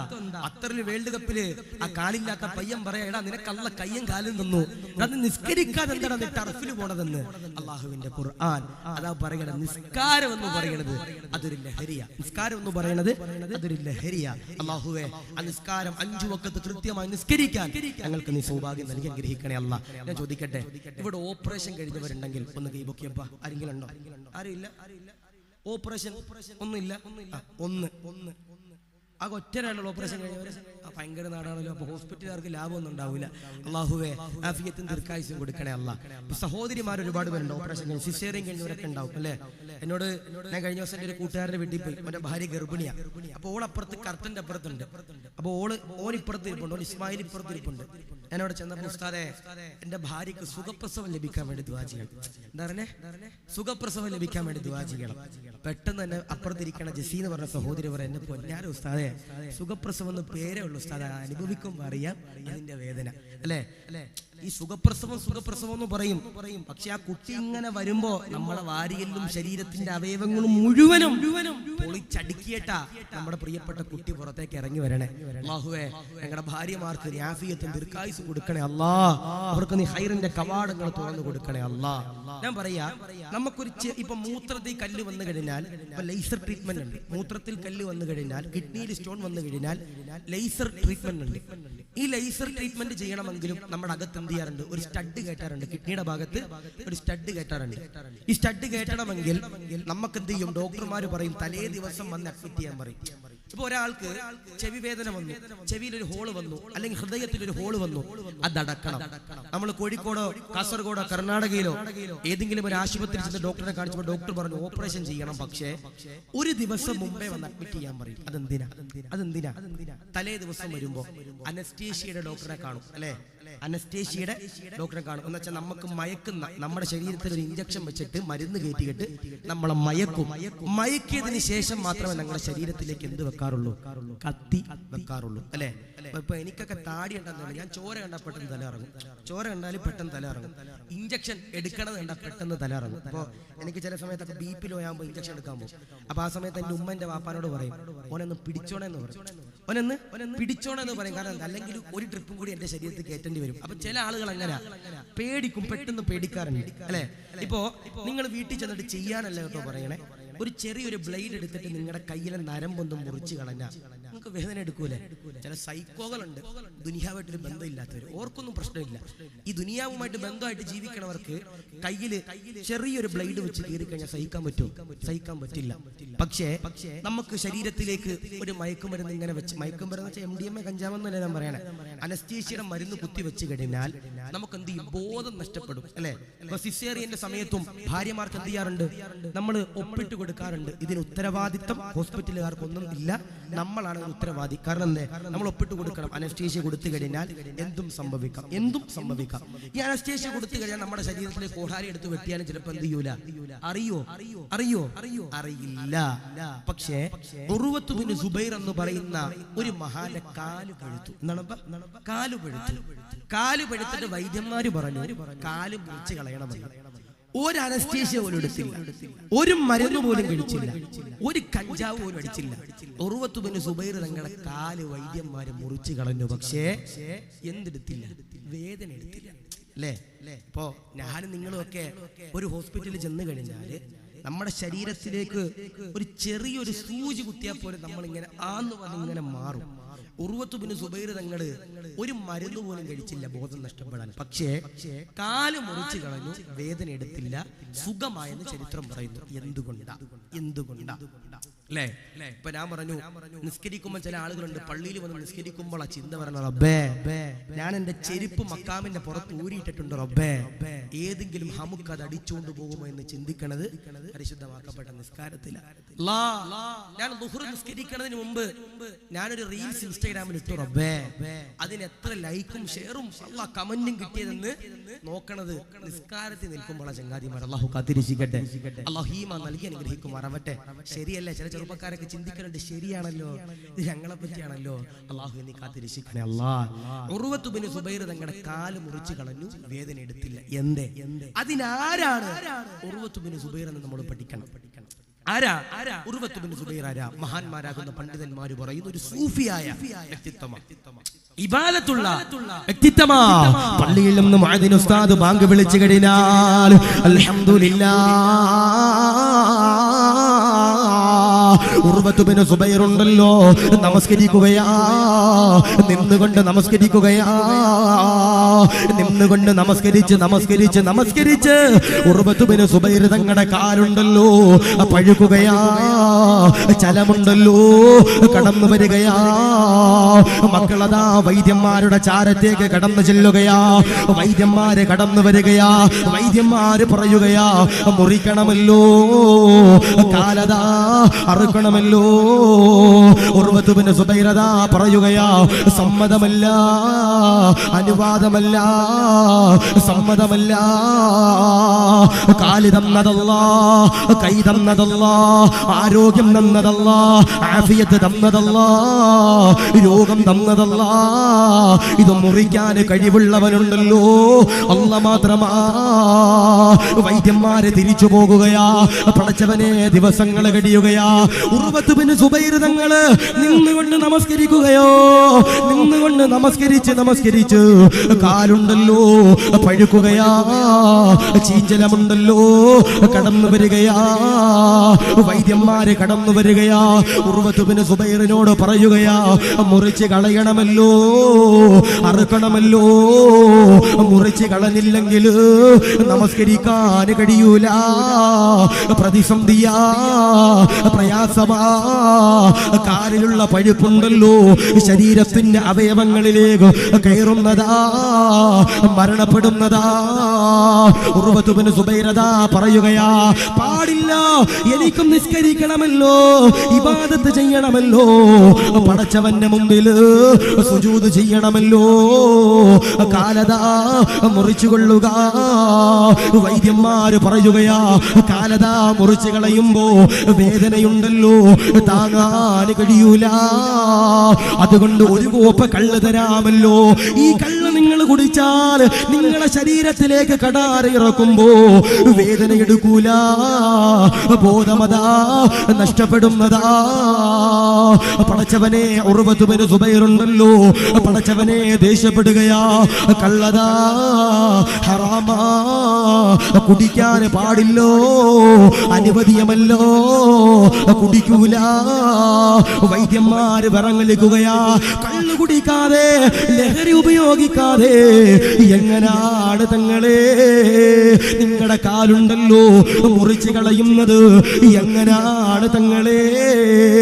വൈദ്യന്മാര് വിറങ്ങലിക്കുമ്പോ ഉർവത്ത് ബിൻ സുബൈർ വൈദ്യന്മാർ തന്റെ പ്രിയമുള്ളവരെ പറഞ്ഞു കൊടുക്കുകയാ, അടുത്ത വക്കത്തിന് സമയമാകുമ്പോ ഞാനതാ നമസ്കരിക്കാൻ കൈകെട്ടുമ്പോ എന്റെ കാലുണ്ടല്ലോ മുറിച്ച് കളയുക. നമസ്കരിക്കാൻ കൈകെട്ടിക്കഴിഞ്ഞാൽ എനിക്കതോ ദുനിയാവുമായി ബന്ധമില്ലോ. വൈദ്യന്മാര് വിറങ്ങലിക്കുകയാ, അടുത്ത വക്കത്തിന്റെ സമയമാകുമ്പോ കത്തിയുമായി കടന്നു വരികയാ. ഉർവത്ത് ബിൻ സുബൈറുണ്ടല്ലോ ബാങ്കതോ കേൾക്കുകയോ, പടച്ചവനെ കൈകെട്ടുകയാ, പടച്ചവനെ വജ്ഹത്തോതുകയാ, എന്നിട്ടതാ ഫാത്തിഹ ഓതുകയാ. നരകത്തിന്റെ അദാബിനെ പറ്റി പറയുന്നു ആയത്തുകളുണ്ടല്ലോ, ഓതുകയോ പാരായണമുണ്ടല്ലോ ചെയ്യുകയോ. ഉർവത്ത് ബിൻ സുബൈറദാ ദുനിയാവുമായി ബന്ധമില്ലോ, അല്ലാഹുവിന്റെ മുമ്പിൽ നമസ്കരിക്കുമ്പോ ദുനിയാവുമായി ബന്ധമില്ലോ. വൈദ്യന്മാര് കടാരയെടുക്കുകയാ, ഉർവത്ത് ബിൻ സുബൈർ തങ്ങളുടെ പഴുപഴുത്ത കാലുണ്ടല്ലോ വൈദ്യന്മാര് സുബ്ഹാനല്ലാഹ് മുറിക്കുകയോ അറുക്കുകയോ. വേദനയില്ലോ, ചോരയുണ്ടല്ലോ, ചലവുണ്ടല്ലോ, പഴുപ്പുണ്ടല്ലോ, നീരുണ്ടല്ലോ, ഒലിക്കുകയാ, കടന്നു വരികയാ. എന്തുകൊണ്ടാ വേദനയെടുത്തില്ല? ഒരു മരുന്ന് പോലും ഉപയോഗിച്ചില്ലോ. പക്ഷേ ഉർവത്ത് ബിൻ സുബൈറിന് വേദനയെടുത്തില്ലോ. എന്തുകൊണ്ടോ? മഹാന്മാര് അങ്ങനാ, മഹാന്മാര് അങ്ങനാ, ഔലിയാക്കൾ അങ്ങനാ, ആലിമീങ്ങൾ അങ്ങനോ. അതുകൊണ്ട് പ്രിയമുള്ളവരോട് പറയുകയാ, നമസ്കരിക്കുമ്പോ ഈമാനോടെ അടവോടെ തഖ്വയോടെ നിസ്കരിക്കുന്നവരെ അൽഹംദുലില്ലാഹ് മരിക്കുമ്പോ ഈമാനോടെ ഇഖ്ലാസോടെ അദബോടെ തഖ്വയോടെ ലാ ഇലാഹ ഇല്ലല്ലാഹ് എന്ന് പറഞ്ഞുകൊണ്ട് മരിക്കാൻ കഴിയുന്നതോ നാദാ സൗഭാഗ്യം തരണേ അല്ലാഹ്, കബൂലാക്കണേ അല്ലാഹ്. ഉർവത്ത് ബിൻ സുബൈർ തങ്ങള് നിസ്കരിക്കാൻ കൈകെട്ടിയ സമയത്ത് ദുനിയാവുമായി ബന്ധമില്ല. കാല് മുറിച്ചു, വേദന എടുത്തില്ല. കാരണം എന്തേ? നിസ്കരിച്ചപ്പോ കടാര വരുന്നതും കടാര ശരീരത്തിലേക്ക് തൊടുന്നത് പോലും അറിഞ്ഞില്ലെന്ന് എന്റെ പ്രിയപ്പെട്ടവരെ ചരിത്രം പറയുമ്പോ. ആരെങ്കിലും ഒരാൾ നിസ്കരിക്കുമ്പോ അതബോടെ നിസ്കരിക്കുന്നവരാരാ, ഇഖ്ലാസോടെ നിസ്കരിക്കുന്നവരാരാ, അവര് മരിക്കുമ്പോ ഈമാനോടെ മരിക്കും. അല്ലാഹു സ്വീകരിക്കട്ടെ. ഇപ്പൊ ഇവിടെ 18 വയസ്സുള്ള സഹോദരിമാരുടെ വാപ്പന്മാർ ഇവിടെ ഇരിക്കുന്നുണ്ടാകും. 18 വയസ്സുള്ള ഇവിടെ കല്യാണപ്രായം എത്ര വയസ്സാണ്? 18. ഒളിച്ചോടിയില്ലെങ്കിൽ 18, ഒളിച്ചോടിയാല് 17, 16 അല്ലെ? ചില സഹോദരിമാര് 17ാമത്തെ വയസ്സിലെ മതിരിയാടാൻ പ്രാക്ടീസ് ചെയ്യുക. കാരണം എന്തേ? 18ാമത്തെ വയസ്സാകും എന്റെ ഇച്ഛ, എന്റെ മച്ച വണ്ടിയായിട്ട് പൾസർ T20 ആയിട്ട് എന്ത് ചെയ്യും? വീടിന്റെ വാതിക്കെ വരും. ഇപ്പോഴേ ചാടി പിടിച്ച അപ്പോഴേ കടക്കാം. അല്ലാഹു കാത്തിരക്ഷിക്കട്ടെ, അല്ലാഹു ഈമ നൽകട്ടെ. 18 വയസ്സുള്ള കെട്ടിക്കാൻ പ്രായമായ മക്കളുള്ള പ്രിയപ്പെട്ട വാപ്പന്മാരോട് ഞാൻ പറയാ, ദീനുള്ളവർക്ക് നിന്റെ മക്കളെ നിങ്ങൾ കെട്ടിച്ചു കൊടുക്കാൻ പാടുള്ളൂ. അതിന് പള്ളിയിലെ മൊല്യന്മാർക്ക് കെട്ടിച്ചു കൊടുക്കാൻ ഞാൻ പറയണില്ല, ഉസ്താദന്മാർക്ക് കെട്ടിച്ചു കൊടുക്കാൻ ഞാൻ പറയണില്ല. അപ്പൊ അവർക്ക് മാത്രമേ പെണ്ണിട്ടു, അതല്ല ഞാൻ പറയണേ. 5 വക്കത്ത് നിസ്കാരം ഉള്ളവർ എന്ത് ചെയ്യണം? നിന്റെ മക്കളെ എന്ത് ചെയ്യണം? നമ്മൾ കെട്ടിച്ചു കൊടുക്കണം. ഇപ്പൊ ഇവിടെ കൊണ്ടോന്ന് എനിക്കറിയില്ല, ഇപ്പൊ ഞങ്ങളുടെ നാട്ടിലൊക്കെ ഉണ്ട്. ഒരു പെണ്ണും ചെറുക്കനെ കല്യാണം ഉറപ്പിച്ചു കഴിഞ്ഞാൽ, ഫോട്ടോ ഒക്കെ കണ്ട് ഇഷ്ടപ്പെട്ടു ഉറപ്പിച്ചു കഴിഞ്ഞാൽ, ആ പെണ്ണിന്റെ വീട്ടിൽ നിന്ന് ഈ ചെറുപ്പക്കാരന്റെ ജോലിയും വീടും ആ കുടുംബക്കാരെ പറ്റി അന്വേഷിക്കാൻ വേണ്ടിയിട്ട് കുറച്ച് ആളുകൾ അവന്റെ നാട്ടിലേക്ക് വരാറുണ്ട്, അല്ലേ? വരാറില്ലേ? ഇപ്പൊ നിങ്ങളുടെ നാട്ടില് ഒരു പെണ്ണിന്റെയും ഒരു ചെറുക്കന്റെ കല്യാണം ഉറപ്പിച്ചു. ഇപ്പോ ഈ ഏണിയാടി മക്കാമിന്റെ ഇവിടെ നിന്നും, കാസർഗോഡാണ് പെണ്ണിന്റെ വീട്, ഏണിയാടി മക്കാമിന്റെ പരിസരത്താണ് ചെറുപ്പക്കാരന്റെ വീട്. കല്യാണം ഉറപ്പിച്ചു കഴിഞ്ഞാൽ ഏതെങ്കിലും ഒരു ദിവസം കാസർഗോഡ് നിന്ന് പെണ്ണിന്റെ വീട്ടുകാര് ഏണിയാടി മക്കാമിന്റെ പരിസരത്ത് വരും. എന്തിനാ വരുന്നത്? ആ ചെറുപ്പക്കാരന്റെ സ്വഭാവം അന്വേഷിക്കാൻ.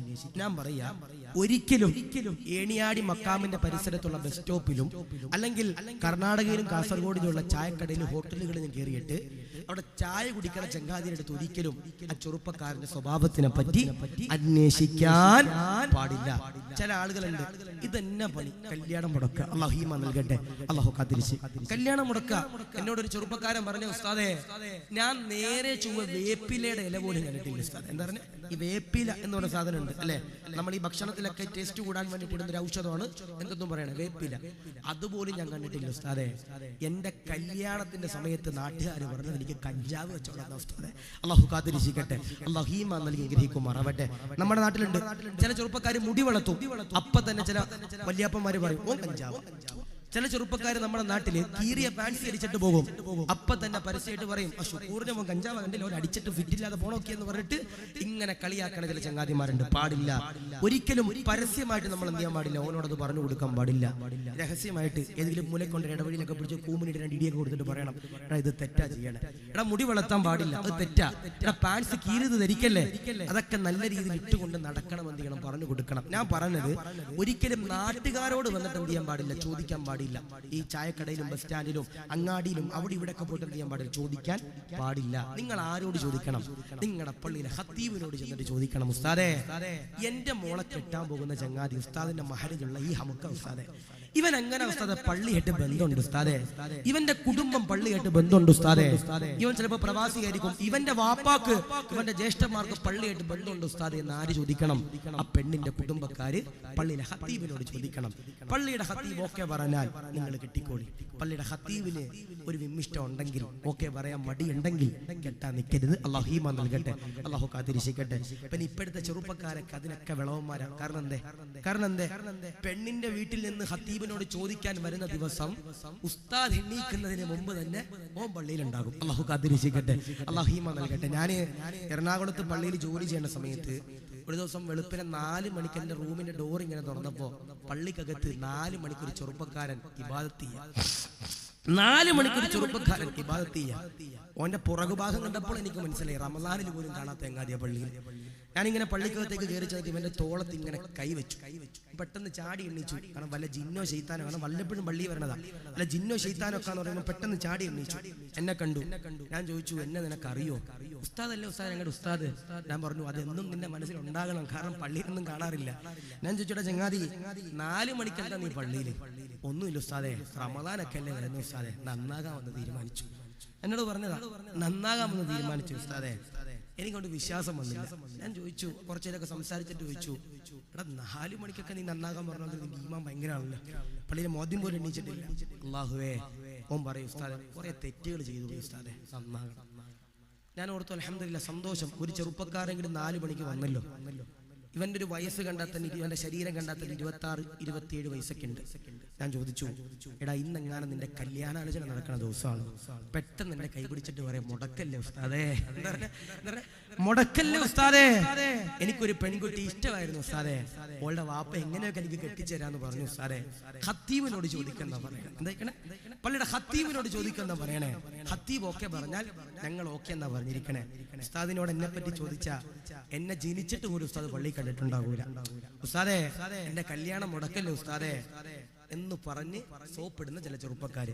ഈ ചെറുപ്പക്കാരാകുന്ന ഉസ്താദന്മാരുടെ നടക്കൂല. പ്രായമുള്ള ഉസ്താദന്മാർ ചിലപ്പോൾ നടന്നുകൊണ്ടിരിക്കും. ഉസ്താദിനെ പോക്ക് 500 ഒക്കെ വെച്ചു കൊടുത്തിട്ട് ഉസ്താദിനോട് പറയും, ഉസ്താദ് രാത്രി ഫുഡ് എന്റെ വീട്ടിൽ നിന്ന് കഴിക്കാം. ഉസ്താദ് വീട്ടിൽ പോകുമ്പോൾ ഉസ്താദ് നടന്നു പോകണ്ട, ബസ്സിലൊന്നും കയറി ഇറങ്ങി പോകണ്ട, 500 കിലോമീറ്റർ ഉണ്ടാ വീട്ടിൽ, ഒന്നും പേടിക്കണ്ട, ഞാൻ ഉസ്താദിനെ കൊണ്ട് വീട്ടിൽ ഇറക്കി തരാം, എന്നെ നിക്കാഹ് നടത്തി തന്നാ മതി എന്ന് പറയണ ചില അല്പന്മാരാകണ ചില ചെറുപ്പക്കാരുണ്ട്. അല്ലാഹു കാത്തിരിക്കട്ടെ. പാടില്ല, പാടില്ല. ഉസ്താദിനോട് വന്നിട്ട് ചോദിക്കണം, ഉസ്താദേ ഇവൻ നിസ്കരിക്കുന്നുണ്ടോ എന്ന് ചോദിക്കുമ്പോ ഉസ്താദ് മനസ്സറിന് സമ്മതിച്ചാൽ മാത്രം എന്തിയാ കെട്ടിച്ചു കൊടുക്കാം, അല്ലേ? പിന്നൊരു കാര്യമുണ്ട്, ഉസ്താദ് എങ്ങാനും പറയാ ഓന് കെട്ടിച്ചു കൊടുക്കണ്ട, നാട്ടില് കഞ്ചാവും വെള്ളം അടിച്ച് കിടക്കുന്ന ചില ചെറുപ്പക്കാരുണ്ടാവും. ഉസ്താദിനോട് വന്നിട്ട് ചോദിച്ചു, ഇവൻ എങ്ങനെയുണ്ട് ഉസ്താദെ? ഉസ്താദ് ഉള്ളത് പറഞ്ഞു, ഓൻ കഞ്ചാവ്, ഓൻ കള്ളിനടിമയാ, കെട്ടിച്ചു കൊടുക്കണ്ട. എല്ലാവരും പോകും. പാതിരാത്രി ഉസ്താദ് വീടിന്റെ പള്ളിക്കകത്ത് ഒറ്റ കിടന്നുറങ്ങുമ്പോ വാതിക്കൽ ഒരാൾ വന്ന് കൊട്ടും. ഉസ്താദ് ഡോറ് തുറക്കും. ഉസ്താദിനെ എത്തിമാക്കിയിട്ട് ഉസ്താദിനെ ഷഹീദാക്കിയിട്ട് ചിലപ്പോൾ പോയി ജയിലിൽ കിടക്കും. അല്ലാഹു കാത്തിരിക്കട്ടെ. പാടില്ല, പാടില്ല. ദീനുള്ളവർക്ക് നിങ്ങളുടെ മക്കളെ എന്ത് ചെയ്യണം? കെട്ടിച്ചു കൊടുക്കണം. അതുകൊണ്ട് ആരെങ്കിലും ഒരാൾ നിസ്കരിക്കുമ്പോൾ അതോടെ ഇഖ്ലാസോടെ നിസ്കരിക്കുന്നവരാരാ? അവർ മരിക്കുമ്പോൾ ഈമാനോടെ മരിക്കുമെന്ന് ഹബീബിന മുഹമ്മദ് മുസ്തഫ സല്ലല്ലാഹു അലൈഹി വസല്ലം. ഇപ്പൊ 2 എണ്ണം പഠിച്ചു. ഒന്നേതാ? ഖുർആൻ ഓതണം. 2 ഏതാ? നിസ്കരിക്കണം. 3 ഏതാ? അള്ളാന്റെ റസൂല് പറയുന്നു, വാപ്പയുടെയും ഉമ്മയുടെയും പൊരുത്തം വാങ്ങിക്കുന്നവരാരാ? മാതാപിതാക്കളുടെ പൊരുത്തം വാങ്ങിക്കുന്നവരാരാ? അവര് മരിക്കുമ്പോ എങ്ങനെ മരിക്കും? ഈമാനോടെ മരിക്കും. അല്ലാഹുവേ, നല്ല മരണങ്ങൾക്ക് നിങ്ങൾ അനുഗ്രഹിക്കണേ അല്ലാഹ്. തീർക്കാൻ പോവാണേ, 10 മിനിറ്റും കൂടി ഉള്ളൂ. ഒരിക്കല് ചില മക്കൾക്കുണ്ട് ഉമ്മയോട് ഭയങ്കര സ്നേഹമാ, വാപ്പാനെ ശൈത്താനെ പോലെ കാണുന്ന ചില ചങ്ങാതിമാരുണ്ട്. ഉമ്മയോട് ഭയങ്കര മുഹബ്ബത്താ, വാപ്പയെ ദജ്ജാലിനെ പോലെ കാണുന്ന ചില ആൺമക്കളുണ്ട്. അല്ലാഹുവേ, അങ്ങനെ ഒരു ഗതികേട് ഞങ്ങളുടെ വാപ്പമാർക്ക് നീ കൊടുക്കല്ലേ അല്ലാ. എന്നോടൊരു ചങ്ങാതി പറഞ്ഞു, ഉസ്താദേ, എന്റെ വാപ്പാനോട് എനിക്ക് അത്ര ദേഷ്യമുണ്ട് ഉസ്താദേ.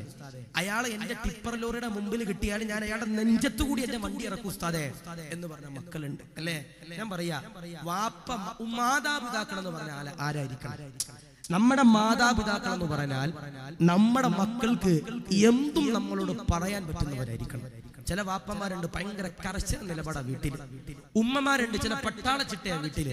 സ്ട്രിക്റ്റ് വേണം, ചിട്ട വേണം, കർശന നിയമങ്ങൾ വേണം. പക്ഷേ നമ്മുടെ പ്രിയപ്പെട്ട മക്കൾക്ക് നമ്മളോട് എന്തും പറയാനുള്ള ഒരു അധികാരം, തന്തയ്ക്ക് വിളിക്കാനുള്ള ഒരു അധികാരം കൊടുക്കാനല്ല ഞാൻ പറഞ്ഞേ, വാപ്പാക്ക് വിളിക്കാനുള്ള അധികാരം കൊടുക്കാനല്ല ഞാൻ പറഞ്ഞേ.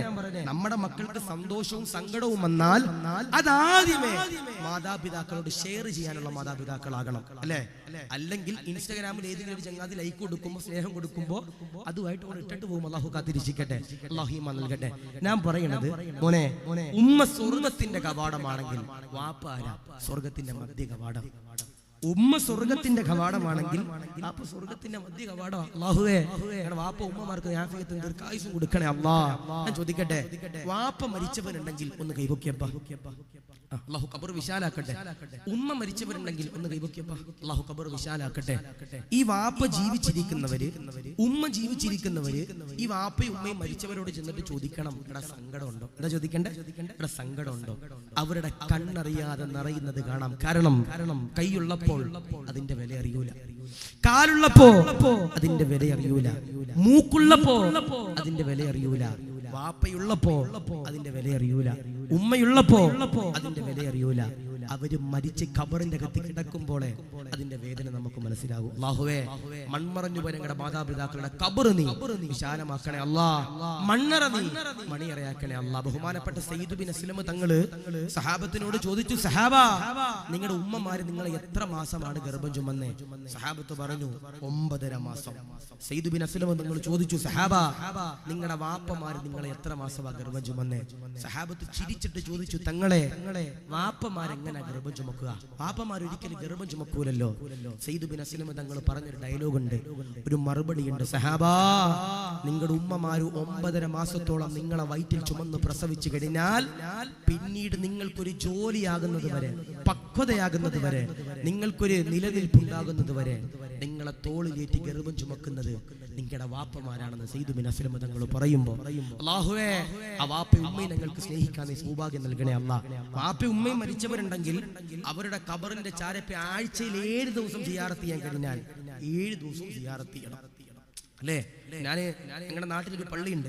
എന്റെ ഉപ്പയുടെ ജ്യേഷ്ഠന്റെ ഖബർ സിയാറത്ത് ചെയ്യാൻ പോയപ്പോ എന്നോട് വന്നിട്ട് ഒരാൾ പറഞ്ഞു, ഉസ്താദേ, എന്റെ വാപ്പയുടെ ഖബർ ഈ പള്ളിക്കാട്ടിലുണ്ട്, ഒന്ന് ദുആ ചെയ്യോ? ഞാൻ പറഞ്ഞു, ദുആ ചെയ്യാം. എന്റെ കൈ പിടിച്ചിട്ട് ഇവൻ പള്ളിക്കാട്ടിലോട്ട് പോയിട്ട് ഒരു 5 മിനിറ്റ് ഇവന്റെ വാപ്പാന്റെ ഖബർ തപ്പ, അവന്റെ ഗൂഗിൾ മാപ്പൊക്കെ എടുത്ത് തപ്പേണ്ട അവസ്ഥ. There is my papa's ഖബർ എന്നൊരു ലൊക്കേഷൻ എടുത്ത് തപ്പേണ്ട അവസ്ഥ. ഇവന്റെ വാപ്പാന്റെ ഖബർ അറിയില്ല, ഇവന്റെ വാപ്പാന്റെ ഖബർ അറിയില്ല. ഞാൻ ചോദിച്ചോടാ, വാപ്പ മരിച്ചിട്ട് എത്ര കൊല്ലമായി? ഉസ്താദേ, 18 കൊല്ലമായി. 18 കൊല്ലമായി. ഞാൻ ചോദിച്ചു, അവസാനമായി നിന്റെ വാപ്പാന്റെ ഖബറിന്റെ ചാര വന്നത് എപ്പോഴാ? 12 കൊല്ലം മുമ്പ്. ഉസ്താദേ, എന്താ പറഞ്ഞേ? 12 കൊല്ലം മുമ്പ്. ഞാൻ എന്തിനാ 12 കൊല്ലം മുമ്പ് വന്നവൻ ഇന്ന് വരാനുള്ള കാരണം? പെട്ടെന്നൊരു സുപ്രഭാതത്തിൽ ഇന്ന് വരാനുള്ള കാരണം ഒന്നുമില്ല ഉസ്താദേ. ഞാനിന്ന് ദുബൈയിലേക്ക് പോകും ഉസ്താദേ, ഷെയ്ഖിന്റെ അടിമയാകാൻ പോകും ഉസ്താദേ, അവിടെ ജ്യൂസ് കട തുടങ്ങാൻ പോകും ഉസ്താദേ, അവിടെ ഷാർജ ഷെയ്ഖ് അടിക്കാൻ പോകും ഉസ്താദേ. അതുകൊണ്ട് എന്റെ വാപ്പനോട് അവസാനമായിട്ട് ഒരു സലാം പറയാന്ന് വെച്ച് വന്നതാ ഉസ്താദേ. ഓക്കെ, ഞാൻ പറയാ പാടില്ല. വാപ്പയുടെ ഉമ്മയുടെ ഖബറിന്റെ ചാരെ പോയി സിയാറത്ത് ചെയ്യാൻ പറ്റുന്നവർ എല്ലാ ദിവസവും സിയാറത്ത് ചെയ്യണം. ഒരു ഫാത്തിഹയെങ്കിലും നമ്മൾ ഓതണം. അല്ലാഹു നീ സ്വീകരിക്ക റബ്ബേ. ഞാനൊരു ഹദീസ് പറഞ്ഞു തരാം കേട്ടോ. എല്ലാ വെള്ളിയാഴ്ച ദിവസവും നമ്മുടെ പള്ളിയുടെ ഉസ്താദന്മാര് ദുആ ചെയ്യുന്ന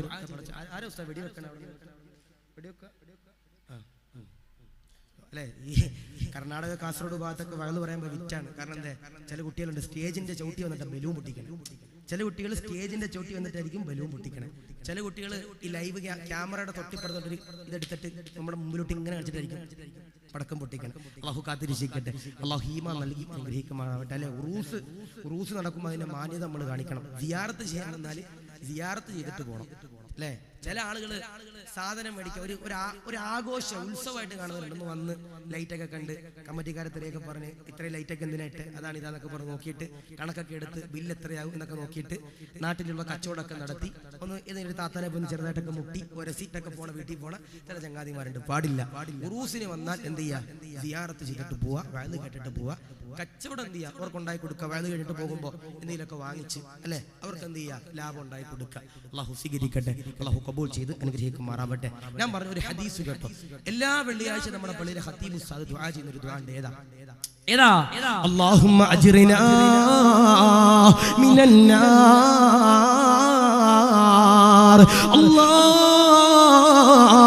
അദാബുള്ള കത്തിച്ചൊലിക്കുന്ന നരകത്തിൽ നിന്ന് കാക്കണേ അല്ലാ, കാക്കണേ അല്ലാ. ആദരവാകുന്ന പ്രവാചകനതാ പറയുകയാ, മൻ കബ്ബല ഐനൈഹി ഉമ്മിഹി കാന ലഹു സിത്റം മിനന്നാർ. ആരെങ്കിലും ഒരാൾ ഉമ്മയുടെ നെറ്റിത്തടത്തില്, ഉമ്മയുടെ കവിൾത്തടത്തില്, ഉമ്മയുടെ മുകൾ ഭാഗത്ത്, ഉമ്മയുടെ മുഖത്തു ഭാഗത്ത് ആരെങ്കിലും ഒരാൾ മുത്തം കൊടുത്താൽ കാന ലഹു സിത്റം മിനന്നാർ. നരകത്തിൽ നിന്ന് കാവല ഹബീബുനാ മുഹമ്മദ് മുസ്തഫ സല്ലല്ലാഹു അലൈഹി വസല്ലം ഉമ്മയുടെ നെറ്റിത്തടത്തിൽ, ഉമ്മയുടെ കവിൾത്തടത്തിൽ, ഉമ്മയുടെ മുഖത്ത് ആരെങ്കിലും ഒരാൾ മുത്തം കൊടുത്താൽ ലഹു സിത്റം മിനന്നാർ, നരകത്തിൽ നിന്ന് കാവലാണെന്ന് ഹബീബിനാ മുഹമ്മദ് മുസ്തഫ സല്ലല്ലാഹു അലൈഹി വസല്ലം. ഞാൻ ചോദിക്കട്ടെ, ഉമ്മാക്ക് മുത്തം കൊടുത്തവരുണ്ടെങ്കിൽ ഒന്ന് കൈവയ്ക്കുമ്പോ ആരെങ്കിലും ഉണ്ടോ? ആരുമില്ല? അച്ഛനെ 1 2 3 മുത്തലിങ്ങൾ. ഇൻഷാ അല്ലാഹ് ഒരുപാട് പേര് പൊക്കിയിട്ടില്ല. ഭാര്യക്ക് മുത്തം കൊടുത്ത് പൊക്കാനല്ല കേട്ടോ, ഭാര്യക്ക് മുത്തം കൊടുത്തവരെന്ന് ചോദിച്ചാൽ 98% ഉസ്താദെ കൊടുത്തിട്ടാ വന്ന ഉസ്താദെ, ഇനി കൊടുക്കണം ഉസ്താദെ, വാട്സപ്പ് വഴി കൊടുക്കാം ഉസ്താദ് എന്ന് പറയണ ചങ്ങാതിമാര്. ഉമ്മാക്ക് മുത്തം കൊടുത്തിട്ടൊന്നു ചോദിച്ചാൽ കൊടുത്തിട്ടില്ല. അള്ളാഹു കാത്തിരിക്കട്ടെ, അള്ളാഹു ഈമാൻ നൽകട്ടെ. അപ്പൊ വാപ്പയുടെയും ഉമ്മയുടെയും സ്നേഹം ലഭിക്കുന്നവരാരാ? അവർ പൊരുത്തം ലഭിക്കുന്നവരാരാ? അവര് മരിക്കുമ്പോ ഈമാനോടെ മരിക്കും. അപ്പൊ ഒന്നേതാ ഖുർആൻ ഓതണം. 2 നിസ്കരിക്കണം. 3 വാപ്പയുടെയും ഉമ്മയുടെയും പൊരുത്തം വേണം. 4 കേട്ടോ അവസാനത്തെ വിഷയം. ഉസ്താദേ ബക്കറ്റ് ഉണ്ടോ? ബക്കറ്റ് ഉണ്ടോ? ബക്കറ്റ് ഇല്ലാത്തൊരു റൂസ് ഉണ്ടാവില്ല. ബക്കറ്റ് ഇല്ലേ? ബക്കറ്റ് ഇല്ല സാർ, ബക്കറ്റ് ഇല്ലേ? ഏതൊരു സ്ഥലത്ത് നിന്നിട്ട് പറഞ്ഞു ബക്കറ്റ് എടുക്കാൻ പറഞ്ഞപ്പോൾ ഉസ്താദിന്റെ ഡ്രസ്സ് മുക്കി വെച്ച സർഫക്സിൽ മുക്കി വെച്ച ബക്കറ്റായിട്ടാ കമ്മിറ്റിക്കാർ വന്നെ. അതാകാൻ പാടില്ല. ബക്കറ്റിന്റെ അഹിലുകാർ ബക്കറ്റിന്റെ മലക്ക് വരും ഇൻഷാ അല്ലാഹ്. 4 കേട്ടോ ഒരു ബക്കറ്റ് നിങ്ങളുടെ മുമ്പിലൂടെ കടന്നു വരും. നീലയോ പച്ചയോ മഞ്ഞയോ ചുവപ്പോ എന്തെങ്കിലും ആയിക്കോട്ടെ, ഏത് കളറായിക്കോട്ടെ, നിങ്ങളുടെ മുമ്പിലൂടെ ഒരു ബക്കറ്റ് കടന്നു വരും. ഈ ബക്കറ്റിലേക്ക് ആരാണോ സദക്ക കൊടുക്കുന്നത് എഴുതി വെച്ചോ. നന്മകൾ ചെയ്യുന്നവരാരാ? ദാനധർമ്മങ്ങൾ കൊടുക്കുന്നവരാരാ? അവര് മരിക്കുമ്പോ ഈമാനോടെ മരിക്കുമെന്ന് ഹബീബുനാ മുഹമ്മദ് മുസ്തഫ സല്ലല്ലാഹു അലൈഹി വസല്ലം. നോക്കി, നിങ്ങൾ ബക്കറ്റ് നിങ്ങളുടെ മുമ്പിൽ വരുമ്പോ 500 1000 2000 ചെക്കോ 10000 ലക്ഷങ്ങളൊന്നും കൊടുക്കണമെന്നില്ല. നിങ്ങളെ കൊണ്ട് കൊടുക്കാൻ കഴിയുന്ന 1 രൂപയെങ്കിലും ആ ബക്കറ്റിലേക്ക് ഇട്ടാൽ മരിക്കുമ്പോ ലാ ഇലാഹ ഇല്ലല്ലാഹ് ചൊല്ലി മരിക്കാൻ കഴിയുമെന്ന് ഹബീബിനാ മുഹമ്മദ് മുസ്തഫ സല്ലല്ലാഹു അലൈഹി വസല്ലം. നോക്കി, നിങ്ങൾ ദാനധർമ്മം ചെയ്യുന്നവരാരാ? നന്മകൾ അധികരിപ്പിക്കുന്നവരാരാ? അവര് മരിക്കുമ്പോ ഈമാനോടെ മരിക്കുന്ന, അല്ലെ? എല്ലാ പള്ളിയുടെയും മുമ്പിൽ എഴുതി വെച്ചിരിക്കുന്ന ഒരു വാചകം എന്ത്? ദാനധർമ്മം വിപത്തിനെ തടയും, അല്ലേ? അപ്പൊ ചില ചെറുപ്പക്കാർ, ഇപ്പൊ ന്യൂ ജനറേഷൻ ചെറുപ്പക്കാർ പറയും അത് പിരിക്കാൻ അവസാദേ. എന്താ പറയണേ? അത് പിരിക്കാൻ അവസാദേ. നേർച്ചപ്പെട്ടിയുടെ ചുവട്ടിൽ തന്നെ ഇത് എഴുതി വെക്കണമെങ്കിൽ അത് പിരിക്കാൻ ഉസ്താദ് എന്ന് പറയുന്ന ചില ആളുകളുണ്ട്. മോനെ, അത് അനുഭവിച്ചവർക്കറിയാം അതിന്റെ മഹത്വം. ദാനധർമ്മം വിപത്തിനെ തടയുന്ന. എനിക്കിപ്പോഴും ഓർമ്മയുണ്ട്, ഏകദേശം ഒരു 3 കൊല്ലം മുമ്പ് റബ്ബേ മൂവാറ്റുപുഴയില് ഒരു മൗലദ്വീര എന്ന് പറഞ്ഞൊരു അക്കാഡമി ഉണ്ട്. മൂവാറ്റുപുഴയിൽ മൗലദ്വീര എന്ന് പറഞ്ഞൊരു അക്കാഡമി ഉണ്ട്. അവിടെ ഇങ്ങനെ വയല് കഴിഞ്ഞ് പോകുമ്പോ എന്റെ വണ്ടി ഓടിക്കണ ചങ്ങാതി പെട്ടെന്ന് ഉറങ്ങിപ്പോയി. വണ്ടി അടിക്കണ ചങ്ങാതി പെട്ടെന്ന് ഉറങ്ങിപ്പോയി. റബ്ബേ വണ്ടി മറിഞ്ഞു, ഒരു വീടിന്റെ മതില് പൊളിച്ചു, ട്രാഫിക് സിഗ്നൽ പൊളിച്ചു, വണ്ടി മൊത്തം മറിഞ്ഞു പൊളിഞ്ഞു പോയി. പക്ഷേ ഞങ്ങൾക്ക് സാരമായ പരിക്കുകളോടെ ഞങ്ങളൊന്ന് രക്ഷപ്പെട്ടു. ഞാനും രക്ഷപ്പെട്ടു, ഓനും രക്ഷപ്പെട്ടു. എനിക്ക് ഉറപ്പുണ്ട്, എനിക്കിന്നും വിശ്വാസമുണ്ട്. എന്തേ? അന്ന് ആ വഅദിന്റെ സദസ്സിൽ കൊടുത്തൊരു 10 രൂപയായിരിക്കും, അല്ലെങ്കിൽ യാത്ര മധ്യേ ഏതെങ്കിലും ഒരു പള്ളിയിൽ കയറിയപ്പോ അവിടെ കൊടുത്തൊരു 10 രൂപയായിരിക്കാം എന്നെ ആ വിപത്തിൽ നിന്ന് തടയാനുള്ള കാരണം. ദാനധർമ്മം വിപത്തിനെ തടയുമെന്ന് അല്ലാഹുവിന്റെ റസൂൽ പറയുന്നു. ആരെങ്കിലും ഒരാൾ സദഖ കൊടുത്താൽ അവർ മരിക്കുമ്പോൾ എന്റെ പ്രിയപ്പെട്ടവർ ഈമാനോടെ മരിക്കുന്ന ഒരു സംഭവം കൂടി പറഞ്ഞ് നമുക്ക് വിട പറയണം. അല്ലാഹുവിന്റെ റസൂലിന്റെ മുമ്പിലേക്ക് അവസാനത്തെ ചരിത്രമാ. കേട്ടോ, ഭാര്യ മരിച്ചവരുണ്ടെങ്കിൽ ഈ ചരിത്രം പഠിച്ചോ. ഭാര്യ മരിച്ചവരുണ്ടെങ്കിൽ ഈ ചരിത്രം പഠിച്ചോ. അല്ലാഹുവിന്റെ റസൂലിന്റെ മുമ്പിലേക്ക് ഒരിക്കൽ ഒരു യാചകൻ കടന്നു വന്നു. അല്ലാഹുവിന്റെ ഹബീബാകുന്ന നബി തങ്ങളുടെ മുമ്പിലേക്ക് ഒരു യാചകനതാ കടന്നു വരികയാ. എന്നിട്ടതാ റസൂലുള്ളയോട് പറയുകയാ, ദാരിദ്ര്യമാ, സങ്കടമാ, വേദനയാ, കഴിക്കാൻ ഭക്ഷണം തരുമോ, കഴിക്കാൻ പഴങ്ങൾ തരുമോ, കുടിക്കാൻ വെള്ളം തരുമോ? റസൂലുള്ള ആയിഷ ബീവിയുടെ മുഖത്തേക്ക് നോക്കുമ്പോ ആയിഷ ബീവി അതാ പറയുകയാ, ദാരിദ്ര്യമാ, നൊമ്പരമാ, സങ്കടമാ. ആദരവാകുന്ന പ്രവാചകനാകുന്ന നബിതങ്ങള് യാചകന്റെ കൈകളിലേക്ക് പിടിക്കുകയാ.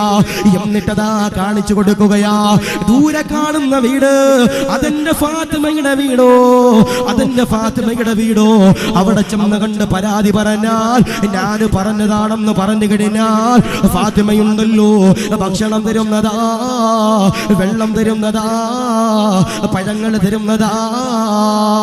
ആദരവാകുന്ന പ്രവാചകന്റെ വാക്ക് കേട്ടുകൊണ്ട് ഫാത്തിമയുടെ വീട്ടിലേക്ക് യാചകനല്ല പ്രിയമുള്ളവരെ കടന്നു ചെല്ലുമ്പോ ഫാത്തിമയോട് പറയുകയാ, റസൂലുള്ള പറഞ്ഞു വിട്ടിട്ട് വന്നതാ, ഭക്ഷണം തരുമോ, വെള്ളം തരുമോ?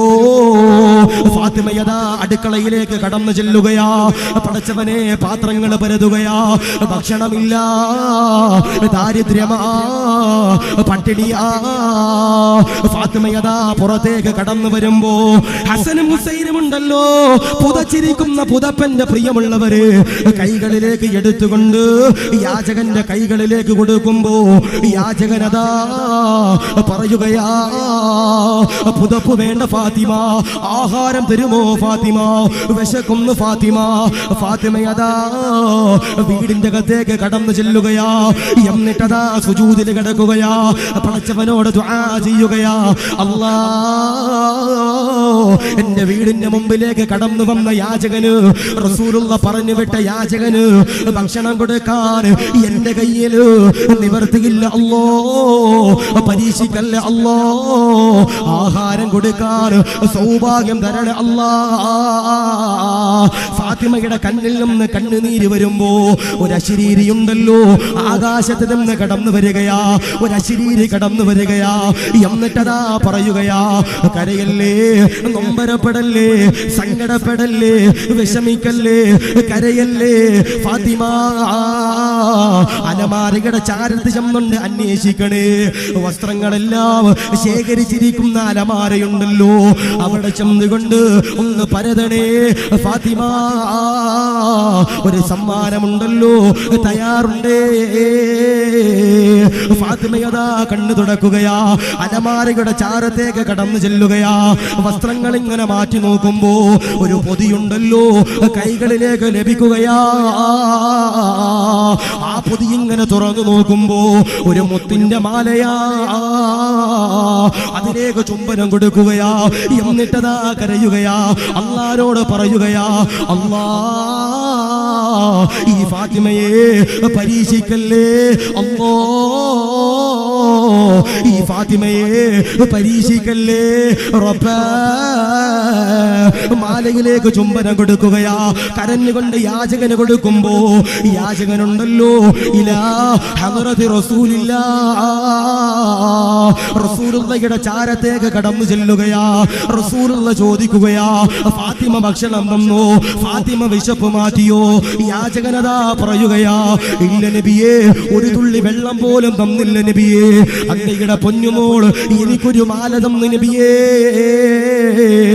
മാല തന്നപ്പോ കരഞ്ഞു നബിയേ.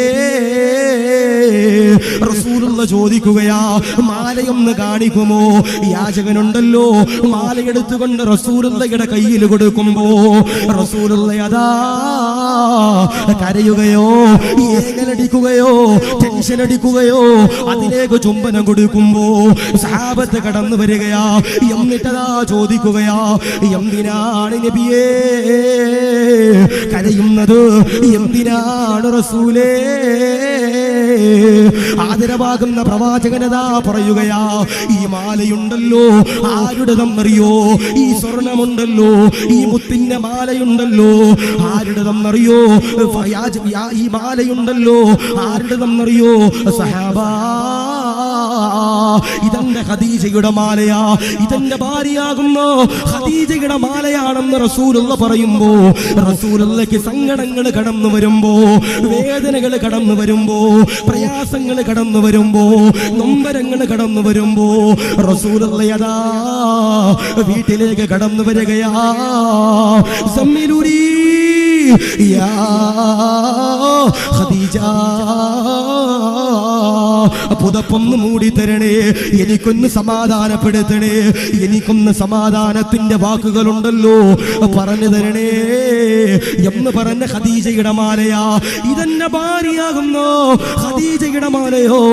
ഈ മാലയുണ്ടല്ലോ ഖദീജ ഫാത്തിമയ്ക്ക് കൊടുത്ത സമ്മാനമാ.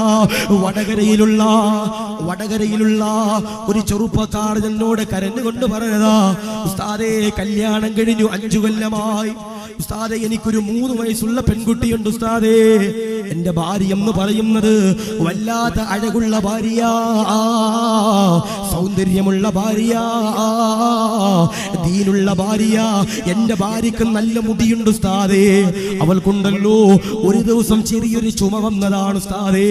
വടകരയിലുള്ള ഒരാശുപത്രിയിലേക്ക് ഞാനതാ കൊണ്ടു ചെന്നപ്പോ ഡോക്ടർമാര് വിധി എഴുതിയല്ലോ, ക്യാൻസറാണ് ഉസ്താദ്.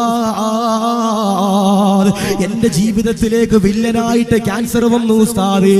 തിരുവനന്തപുരം ജില്ലയില് RCCയിലേക്ക് കൊണ്ടുചെന്നു ഉസ്താദേ. എന്റെ ഭാര്യയെ കീമോ ചെയ്തു ഉസ്താദ്. എന്റെ ഭാര്യയുടെ മുടികളുണ്ടല്ലോ, നീളമുള്ള മുടികളുണ്ടല്ലോ, കൊഴിഞ്ഞുപോയി ഉസ്താദ്. തടിയുള്ള ശരീരമാണല്ലോ, അവള് ശോഷിച്ചു പോയി ഉസ്താദ്. അങ്ങനെ 2 മാസം തിരുവനന്തപുരം ജില്ലയില് RCCയിൽ കാണിച്ചു ഉസ്താദേ. 2 മാസം കഴിഞ്ഞപ്പോ ഞങ്ങളുടെ വീട്ടിലേക്ക് കടന്നു വന്നു ഉസ്താദേ. ഒരു ദിവസം അതാ മഗ്രിബിന്റെ സമയമാകുമ്പോ എന്റെ ഭാര്യയുണ്ടല്ലോ വീണ്ടും അതാ ചുമച്ചു ഉസ്താദ്. വായിൽ നിന്ന് ചോര വന്നു ഉസ്താദേ. വടകരയിലുള്ള ആശുപത്രിയിലേക്ക് ഞാനതാ കൊണ്ടു ചെല്ലുമ്പോ ഡോക്ടർമാര് വിധി എഴുതുകയാ, സക്കറാത്തിന്റെ ഹാല, മരണത്തിന്റെ അവസാന സമയമോ. എന്റെ ഭാര്യയുണ്ടല്ലോ എന്റെ മടിയിൽ ഇങ്ങനെ തല വെച്ച് കിടക്കുകയാ. അല്ലാഹുവേ, 23 വയസ്സുള്ള പ്രിയപ്പെട്ട ഭാര്യ, 3 വയസ്സുള്ളൊരു പെൺകുട്ടിയുണ്ട്. അല്ലാഹുവേ, 23 വയസ്സുള്ള സാധുവായ സഹോദരിയുണ്ടല്ലോ. ഭർത്താവിന്റെ മടിയിൽ എന്റെ പ്രിയമുള്ളവരെ തല വെച്ച് കിടക്കുകയാ. എന്നിട്ട് തന്നെ പ്രിയപ്പെട്ട പൊന്നുമോൾക്ക് മുത്തം കൊടുക്കുകയാ. എന്നിട്ട് ഭർത്താവിനോട് പറയുന്നൊരു വാക്യമുണ്ട്, ഇക്കാ എന്റെ പ്രിയപ്പെട്ട പൊന്നുമോളെ വേറെ ഒരാൾക്കും കൊടുക്കല്ലേ ഇക്കാ, അവരെ നിങ്ങൾക്ക് ബുദ്ധിമുട്ടാകൂല. വേറെ ഒരു വിവാഹം ചെയ്താലോ അവളെ ഞങ്ങളെ നല്ലപോലെ നോക്കണമിക്കാ.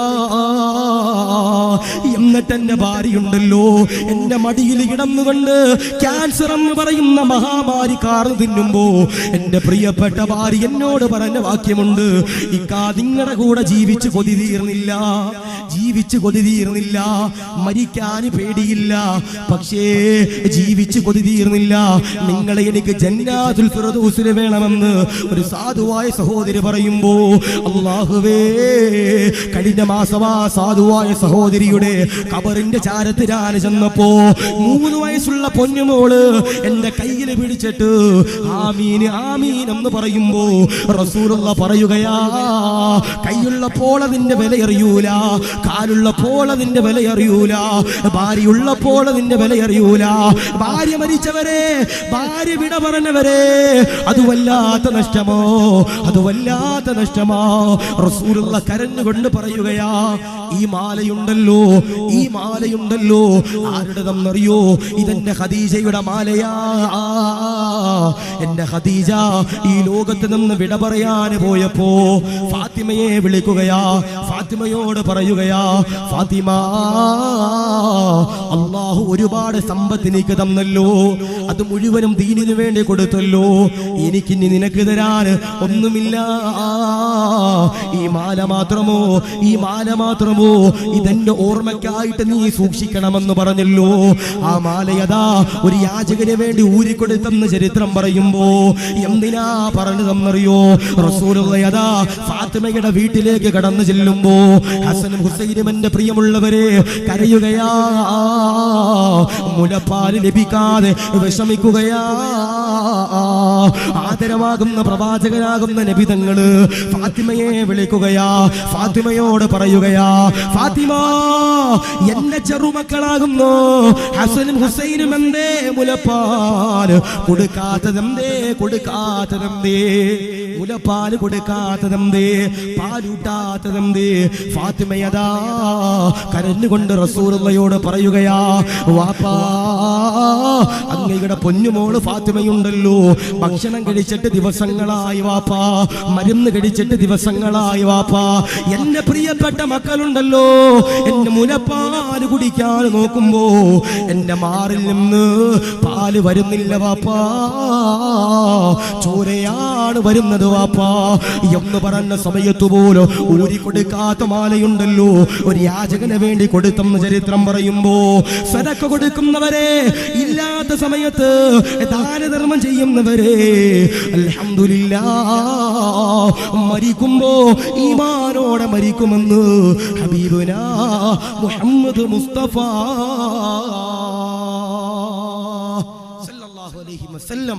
ഫാത്തിമ ബീവി പട്ടിണി കിടന്നപ്പോൾ പോലും ആ മാല ഒരാൾക്കും കൊടുത്തില്ല. പക്ഷേ ഒരു പാവപ്പെട്ട യാചകമെന്ന് കൈ നീട്ടിയപ്പോ എല്ലാം മറന്ന് ആ യാചകന് ഭക്ഷണം കൊടുക്കാൻ ആ മാല ഊരിക്കൊടുത്തെന്ന് ചരിത്രം പറയുമ്പോ നിങ്ങളോട് പറയണത് 1000 കൊടുക്കണമെന്നില്ല, ലക്ഷങ്ങൾ കൊടുക്കണമെന്നില്ല, 10,000 കൊടുക്കണമെന്നില്ല. നമ്മുടെ പള്ളിയുടെ നേർച്ചപ്പെട്ടിയിൽ 1 രൂപയെങ്കിലും, ഈ മക്കാമിന്റെ ചാരത്തുള്ള നേർച്ചപ്പെട്ടിയിൽ 1 രൂപയെങ്കിലും നമ്മളെ കൊണ്ട് കൊടുക്കാൻ കഴിഞ്ഞാൽ എഴുതി വെച്ചോ, ആ സ്വതക്കയുടെ പവർ കാരണമായിട്ട് മരിക്കുമ്പോ ഈമാനോടെ മരിക്കുമെന്ന് ഹബീബിനാ മുഹമ്മദ് മുസ്തഫ സല്ലല്ലാഹു അലൈഹി വസല്ലം. അതാ പറഞ്ഞേ, നമ്മുടെ പള്ളിക്ക് എന്തെങ്കിലും ഒരു ആവശ്യം വരുമ്പോ, നമ്മുടെ മക്കാമുകൾക്ക് എന്തെങ്കിലും ഒരു ആവശ്യം വരുമ്പോ, നമ്മുടെ ദർസുകൾക്ക് എന്തെങ്കിലും ഒരു ആവശ്യം വരുമ്പോ, നമ്മുടെ യതീഹാനകൾക്ക് എന്തെങ്കിലും ഒരു ആവശ്യം വരുമ്പോ, നമ്മുടെ മദ്രസകൾക്ക് എന്തെങ്കിലും ഒരു ആവശ്യം വരുമ്പോ, നമ്മുടെ നാട്ടിൽ പാവപ്പെട്ടവര് ഭക്ഷണമില്ലെന്ന് പറഞ്ഞുകൊണ്ട് കരയുമ്പോ ഒരാള് പോലും അറിയാതെ ഇഖ്ലാസോടെ, അതപോടെ, തഖ്വയോടെ, ഖുശൂഅോടെ എന്റെ പോക്കറ്റിൽ നിന്ന് കൊടുക്കുന്ന 1 രൂപയുടെ പവർ കാരണമായി നാളെ മരിക്കുമ്പോ ഈമാനോടെ മരിക്കാൻ കഴിയുമെന്ന് ഹബീബിനാ മുഹമ്മദ് മുസ്തഫ സല്ലല്ലാഹു അലൈഹി വസല്ലം. അല്ലാഹു സ്വീകരിക്കട്ടെ, അല്ലാഹു കബൂൽ ചെയ്ത് അനുഗ്രഹിക്കുമാറാവട്ടെ. അപ്പൊ ഞാൻ പറയാ, ഈ 4 കാര്യങ്ങൾ, ഈ 4 കാര്യങ്ങൾ, 1 ആരെങ്കിലും ഒരാൾ ഖുർആൻ ഓതിയാൽ, 2 ആരെങ്കിലും ഒരാൾ ഇഖ്ലാസോടെ നമസ്കരിച്ചാൽ, 3 ആരെങ്കിലും ഒരാൾ മാതാപിതാക്കളുടെ പൊരുത്തം വാങ്ങിച്ചാൽ, 4 ആരെങ്കിലും ഒരാൾ സ്വതക്ക കൊടുത്താൽ എഴുതി വെച്ചോ, അവര് മരിക്കുമ്പോ ഈമാനോടെ മരിക്കുമെന്ന് ഹബീബിനാ മുഹമ്മദ് മുസ്തഫ സല്ലല്ലാഹു അലൈഹി വസല്ലം. അല്ലാഹുവേ, ഈ പറഞ്ഞ 4 വിഭാഗങ്ങളിൽ ഞങ്ങളെ ഉൾപ്പെടുത്തി അനുഗ്രഹിക്കണേ അല്ലാ, ഞങ്ങളെ നീ സ്വീകരിക്കണേ അല്ലാ, ഞങ്ങളെ നീ കബൂലാക്കണേ അല്ലാ. അതുകൊണ്ട് വെറുതെ ഒരു ഉറൂസ് നമ്മൾ ഇന്ന് കടന്നു പോയാലും പോരാ. ഓരോ ഉറൂസ് വരുമ്പോ, അല്ല ഇത് ഓരോ കൊല്ലത്തിലും കൂടുന്ന ഉറൂസ് അല്ലേ ഉസ്താദേ? അതെ, എല്ലാ കൊല്ലവും നടത്തുന്ന ഉറൂസ. ഓക്കെ, നിങ്ങൾ ലക്ഷങ്ങൾ ചെലവാക്കിയിട്ട് ഇവിടെ ലൈറ്റും അതും ഇതും ഒക്കെ ഇട്ട് ഉറൂസ് നടത്തുന്നത് വെറുതെ അല്ല, അത് ഈ മഹാനോടുള്ള സ്നേഹമാണ്, ഈ മഹാനോടുള്ള ഗുരുത്വം. നമ്മള് ഒരു വീട് കുടിയിരിക്കുമ്പോ, നമ്മൾ കുടിയിരിക്കുമ്പോ, ഒരു പരവാസ്തോലം നടത്തുമ്പോ നമ്മൾ എന്ത് ചെയ്യാറുണ്ട്? ലൈറ്റ് ഒക്കെ ഇട്ട് നല്ല ഭംഗിയാക്കാറുണ്ട് അല്ലെ? ചില വീടൊക്കെ നമ്മൾ കുടിയിരിക്കലിന് പോകുമ്പോൾ നമ്മൾ അത്ഭുതപ്പെടും. കാരണം എന്തേ? ഈ ലൈറ്റ് സെറ്റപ്പ് കണ്ടാലും മോളിൽ കൂടെ പോണ പ്ലെയിൻ വരെ എയർപോർട്ടാന്ന് പറഞ്ഞാൽ ചിലപ്പോൾ എന്ത് ചെയ്യും? താഴെ ഇറക്കാൻ സാധ്യതയുണ്ട്. അതുപോലെ ലൈറ്റ് സെറ്റപ്പ് ഒക്കെ ചെയ്യാറുണ്ട്. എന്ന് പറഞ്ഞതുപോലെ ഈ മഹാന്റെ ആണ്ട് വരുമ്പോ ഇവിടുത്തെ പ്രിയപ്പെട്ട പരിപാലകര് ലക്ഷങ്ങൾ കൊടുത്ത് ഈ ഉറൂസ് നടത്തുമ്പോൾ അതിനെ സഹായിക്കാനും സഹകരിക്കാനും അതിനെ കുറ്റപ്പെടുത്താതെ ഉറൂസ് കമ്മിറ്റിയോടും പള്ളി കമ്മിറ്റിയോടൊക്കെ കൂടെ നിന്നിട്ട് എന്ത് ചെയ്യണം? അൽഹംദുലില്ലാഹ് നമുക്ക് പെരുമാറാൻ കഴിയണം. അല്ലാഹു സ്വീകരിക്കട്ടെ, അല്ലാഹു കബൂൽ ചെയ്ത് അനുഗ്രഹിക്കുമാറാവട്ടെ, അല്ലാഹു റാഹത്തിലാക്കി അനുഗ്രഹിക്കുമാറാവട്ടെ. നിങ്ങളൊക്കെ കൊടുക്കുന്നവരാണ്, ഇനിയും നിങ്ങളൊക്കെ ആ പാവപ്പെട്ടവരെ സഹായിക്കണമെന്ന് മാത്രം ഇൻഷാ അല്ലാഹ് ഓർമ്മപ്പെടുത്തുക. ഞാനൊരു ദിക്ർ പറഞ്ഞതാന്ന് പറഞ്ഞു അല്ലേ, ഭാര്യനെ നിങ്ങൾക്ക് ഏണിയാടി മക്കാമിന്റെ പരിസരത്ത് കിട്ടിയ ഭാര്യയെ കൊണ്ടാട്ടിയ നാളെ എവിടെ കിട്ടണം? ജന്നാത്തുൽ ഫിർദൗസിൽ കിട്ടണം. റസൂലുള്ള ഫാത്തിമ ബിവിക്ക് പറഞ്ഞു കൊടുത്തു, ഫാത്തിമ നീയും അലിയാര് നിങ്ങൾ കിടക്കുന്നതിന് മുമ്പ് ഒരു ദിക്ർ 33 തവണ ചൊല്ലണം. ഈ ദിക്ർ 33 തവണ നീയും നിന്റെ ഭർത്താവും കൂടി ചൊല്ലിയാൽ നിനക്ക് സ്വർഗമുണ്ട്, ജന്നാത്തുൽ ഫിർദൗസ് ഉണ്ട്. അതിൽ നിനക്കും നിന്റെ ഭർത്താവാകുന്ന അലിയാര് തങ്ങൾക്കും ഒരുമിച്ച് കഴിയാമെന്ന് ഹബീബിന മുഹമ്മദ് മുസ്തഫ സല്ലല്ലാഹു അലൈഹി വസല്ലം. കാമുകിയും കാമുകനും അല്ല ചൊല്ലണ്ടേ, ഇൻസ്റ്റാഗ്രാമിൽ ലൈക്ക് ചെയ്തവരല്ല ചെയ്യണ്ടേ. ആരാ ചൊല്ലണ്ട? ഭാര്യയും ഭർത്താവും കിടക്കുന്നതിന് മുമ്പ് ആ കിടക്കപ്പാൽ ഇരുന്നിട്ട് കിബിലയ്ക്ക് മുന്നിട്ട് എന്തിയാ ചെല്ലുക. ഏത്? സുബ്ഹാനല്ലാഹ് അൽഹംദുലില്ലാഹ് അല്ലാഹു അക്ബർ. ഏതാ? സുബ്ഹാനല്ലാഹ് അൽഹംദുലില്ലാഹ് അല്ലാഹു അക്ബർ. ഈ പറഞ്ഞ ദിക്ർ ആരാണോ 33 തവണ എല്ലാ ദിവസവും മുടങ്ങാന്ന് ചൊല്ലുന്നത് എഴുതി വെച്ചോ. നാളെ ഇൻഷാ അല്ലാഹ് ജന്നാത്തുൽ ഫിർദൗസിൽ നിങ്ങൾക്ക് ഇവിടുത്തെ ഇണയെ തന്നെ ലഭിക്കും. അല്ലാഹു സ്വീകരിക്കട്ടെ. ഇപ്പോ നമ്മുടെ അപ്പുറത്തിരിക്കണ ആമിനാത്ത പറയും, കണ്ടില്ല ഉസ്താദ് കൈവക്കാൻ പറഞ്ഞപ്പോ എന്റെ സലീമിച്ച് ആദ്യമേ കൈവക്കി. കണ്ടില്ലേ അങ്ങർക്ക് എന്നോട് ഇത്ര സ്നേഹ. അല്ലാഹുവേ, വീട്ടിൽ ചെല്ലും, വീട്ടിൽ ചെന്നിട്ട് രാത്രി തന്നെ ഭാര്യ എന്നിട്ട് ഭർത്താവിനെ കൈപിടിച്ചിട്ട് പറയും, എന്നെ നിങ്ങൾക്ക് ജന്നാത്തുൽ ഫിർദൗസിൽ വേണ്ടേ, ബാ ഞാൻ ചൊല്ലിത്തരാന്നുണ്ട്. സുബ്ഹാനല്ലാഹ് അൽഹംദുലില്ലാഹ് അല്ലാഹു അക്ബർ. ആ സമയത്ത് ഈ ചങ്ങാതി എന്ത് ചെയ്യും? സുബ്ഹാനല്ലാഹുടെ ഹായൊക്കെ ചിലപ്പോൾ എന്ത് ഒഴിവാക്കും. അല്ലാഹു കാരണം എന്തേ പ്രച്ചനെ ഇവിടെയോ പെട്ട് ഇനി സ്വർഗത്തിൽ എനിക്ക് സ്വസ്ഥത തരില്ല. അല്ലാഹു കാത്തിരിക്കട്ടെ, അല്ലാഹു ഈമാൻ നൽകട്ടെ. അപ്പൊ ഇൻഷാ അല്ലാഹ് പറഞ്ഞതൊക്കെ മനസ്സിലായിട്ടുണ്ടാകും എന്ന് വിശ്വസിക്കുന്നു. അല്ലാഹു സ്വീകരിക്കട്ടെ. ഞാൻ ഒറ്റ കാര്യം കൂടി 2 മിനിറ്റ് കൂടി ഇൻഷാ അല്ലാഹ് ഞാൻ ചോദിക്കട്ടെ. പൈസ വേണം നിങ്ങൾക്ക്, സമ്പത്ത് വേണം നിങ്ങൾക്ക് അല്ലേ? ഇപ്പൊ നിങ്ങളൊക്കെ നിങ്ങളുടെ ഭാര്യമാർക്ക് വാട്സപ്പിൽ മെസ്സേജ് അയക്കണവരാ അല്ലേ? ഇപ്പോ ഞാൻ എറണാകുളത്ത് ജോലി ചെയ്യുമ്പോൾ ഞങ്ങളുടെ പള്ളിയുടെ സെക്രട്ടറി ഭാര്യയ്ക്ക് മെസ്സേജ് അയച്ചതാ, മാറിപ്പോയി, പള്ളിയുടെ മഹലിന്റെ ഗ്രൂപ്പിലായി പോയി. അല്ലാഹു കാത്തിരിക്കട്ടെ. എന്നിട്ട് ഡിലീറ്റ് ഫോർ മീ അടിച്ചു, എവരിവൺ അടിച്ചില്ല, ലോകം മൊത്തം കണ്ടു. സെക്രട്ടറി സ്ഥാനവും പോയി. അമ്മാതിരി മെസ്സേജ് ചങ്ങാതി അയച്ച ഭാര്യയ്ക്ക്. അപ്പൊ ഞാൻ പറയണത്, തഴവ് ഉസ്താദ് എന്ന് പറഞ്ഞൊരു മഹാനവറുകളുണ്ട്. അല്ലാഹുവേ ഖബർ വിശാലമാക്കണ റബ്ബേ. തഴവ് ഉസ്താദ് സ്വന്തം ഭാര്യയ്ക്ക് ഒരു കത്തെഴുതി. ഞാൻ ഈ സ്വന്തം ഭാര്യ എന്ന് പറയാൻ കാരണം എന്തെന്നറിയോ? ചില ആളുകൾക്ക് സ്വന്തം ഭാര്യയോട് സ്നേഹമില്ല, തൊട്ടപ്പുറത്തുള്ള ലൈലാത്തവനോടും വല്ലവന്റെ ഭാര്യയോടും വല്ലാത്ത സ്നേഹമാണ്. ആമീന ഭക്ഷണം കഴിച്ചോ, ലൈല ഭക്ഷണം കഴിച്ചോ, സ്വന്തം ഭാര്യയോട് ഒന്നും ചോദിക്കാത്ത ചില ചങ്ങാതിമാരുണ്ട്. അതാ ഞാൻ പറഞ്ഞത്. തഴവ ഉസ്താദ് സ്വന്തം ഭാര്യയ്ക്ക് ഒരു കത്തെഴുതി. ആ കത്തിൽ തഴവ ഉസ്താദ് 2 കാര്യങ്ങൾ പറയുന്നുണ്ട്. നീ ഇത് ചെയ്തിട്ടേ കിടക്കാം.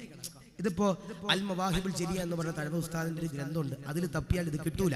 തഴവ ഉസ്താദിന്റെ പേഴ്സണൽ ഡയറിയിലുള്ള 2 കത്തുകളാണ്, 2 ദിക്റുകളാണ്, 2 ഔറാദുകളാണ്. തഴവ ഉസ്താദ് പറയുന്നു, സ്വന്തം ഭാര്യയോട് പറയുന്നു, പെണ്ണേ നിന്റെ സമ്പത്തിൽ ബറക്കത്ത് വേണോ, നീ ഒരു കാര്യം ചെയ്യണം. പെണ്ണേ നിനക്ക് രോഗങ്ങളില്ലാതെ ജീവിക്കണോ, നീ 2 കാര്യങ്ങൾ കിടക്കുന്നതിന് മുമ്പ് ചെയ്യണമെന്ന് തഴവ ഉസ്താദ് അല്ലാഹു ഖബർ വിശാലമാക്കട്ടെ, അല്ലാഹു ദറജ ഉയർത്തി കൊടുക്കട്ടെ. ഈ 2 കാര്യം കൂടി ചെയ്തൂടെ? പൈസ വേണ്ട. ഇപ്പൊ നിങ്ങളുടെ ഹത്തീബ് ഉസ്താദിനോട് ചോദിക്കുക, പൈസ വേണോ? ഉസ്താദ് പറയും പൈസ വേണം. എന്നോട് വന്നിട്ട് ഒരാൾ ചോദിക്കുക പൈസ വേണോ? എല്ലാവരും പറയും പൈസ വേണോന്നേ പറയും. കാരണം ജീവിക്കണമെങ്കിൽ ഫിലാസ് വേണം അല്ലേ? വേണ്ടേ? ചില ആളുകളൊക്കെ പറയും, ഉസ്താദെ പള്ളിയുടെ ഹത്തീബിന് 5000 രൂപ ശമ്പളമുള്ളൂ ഉസ്താദെ, 15000 രൂപ ശമ്പളമുള്ളൂ ഉസ്താദെ, പക്ഷെ ചങ്ങാതിയുടെ ശമ്പളത്തിൽ എന്തൊരു ബർക്കത്ത ഉസ്താദെ. എന്താ പറയണേ? ചങ്ങാതിയുടെ ശമ്പളത്തിൽ എന്തോരു ബർക്കത്ത ഉസ്താദെ. അങ്ങനെയൊക്കെ ചോദിക്കുന്നവരോട് എന്താ പറയേണ്ടെന്നറിയോ? എന്റെ 15000 രൂപ നിനക്ക് തന്നേക്കാം, നിനക്ക് കിട്ടണം 50000 രൂപ എനിക്ക് തന്നോ, കുഴപ്പമില്ല അല്ലേ? ഇപ്പോ ഞാൻ കഴിഞ്ഞ ദിവസം ഒരു സ്ഥലത്ത് വാലിന് പോയപ്പോ എന്നോട് പറഞ്ഞ ഉസ്താദെ, ഒമാനില് മാസം 60000 രൂപ ശമ്പളമുള്ള ഒരു ചങ്ങാതി എവിടെ വന്നു, 60000 രൂപ തികയുന്നില്ലെന്ന് പറഞ്ഞിട്ട് എക്സിറ്റ് അടിച്ചു പോന്നു. എന്നിട്ട് വന്നു പള്ളി കമ്മിറ്റിയിലേക്ക് സെക്രട്ടറി ആയി. എന്നിട്ട് ആ പള്ളിയിൽ ഉസ്താദിന് കൊടുക്കണം, ഓന്റെ പണിക്കാരന് കൊടുക്കുന്ന പൈസ 10000 രൂപ. അല്ലാഹു കാത്തിരിക്കട്ടെ. ഓൻ ഗൾഫിൽ നിന്ന് 60000 രൂപ കിട്ടിയിട്ട് തികയുന്നില്ലെന്ന് പറഞ്ഞ് നാട്ടിൽ വന്നവനാ. ഓന്റെ പണിക്കാരനാകുന്ന ഉസ്താദിന് കൊടുക്കുന്ന പൈസ 10000 രൂപ. ചിന്തിക്കാൻ ഒരുപാടുണ്ട്. അല്ലാഹു ഈമാൻ നൽകട്ടെ. എല്ലാവരോടും ചോദിക്കുക പൈസ വേണോ, പൈസ വേണമെന്ന് പറയൂ. നമ്മുടെ വാതിക്കുള്ള ഹോട്ടലുകാരോട് ചോദിക്കുക പൈസ വേണോ, പൈസ വേണം. ഇവിടെ കച്ചവടക്കാരോട് ചോദിക്കുക പൈസ വേണോ, പൈസ വേണം. നമ്മുടെ ഭാര്യയോട് ചോദിക്കുക പൈസ വേണോ, പൈസ വേണം. ലാഭം വേണം, നഷ്ടം പാടില്ല എന്ന് എല്ലാവരും പറയും. ഞാൻ ചോദിക്കാം, ഒരു ദിക്ർ ചൊല്ലിയാൽ സമ്പത്തിൽ അല്ലാഹു ബറക്കത്ത് നൽകുന്ന ഏതാ? ജീവിതം എപ്പോഴും സ്റ്റൈലാ, അതിനൊരു ശക്കുമില്ലൊരിക്കലും ചിട്ട. തെറ്റിപ്പോവരുതേ, അലസതയാലൊഴിക്കരുതേ, ചോറ് കളയരുതേ, വിളമ്പി നിലത്തു പൊഴിയരുതേ, ഒരു മണി അരികു പെരിയവൻ കൊടുത്ത പദവിയും മഹത്വമേറിയതാ, ശിഫയതു മുഴുകയാക്കിയതാ. ചൊല്ല് ലാ ഹൗല, ജീവിതം എപ്പോഴും സ്റ്റൈലാ.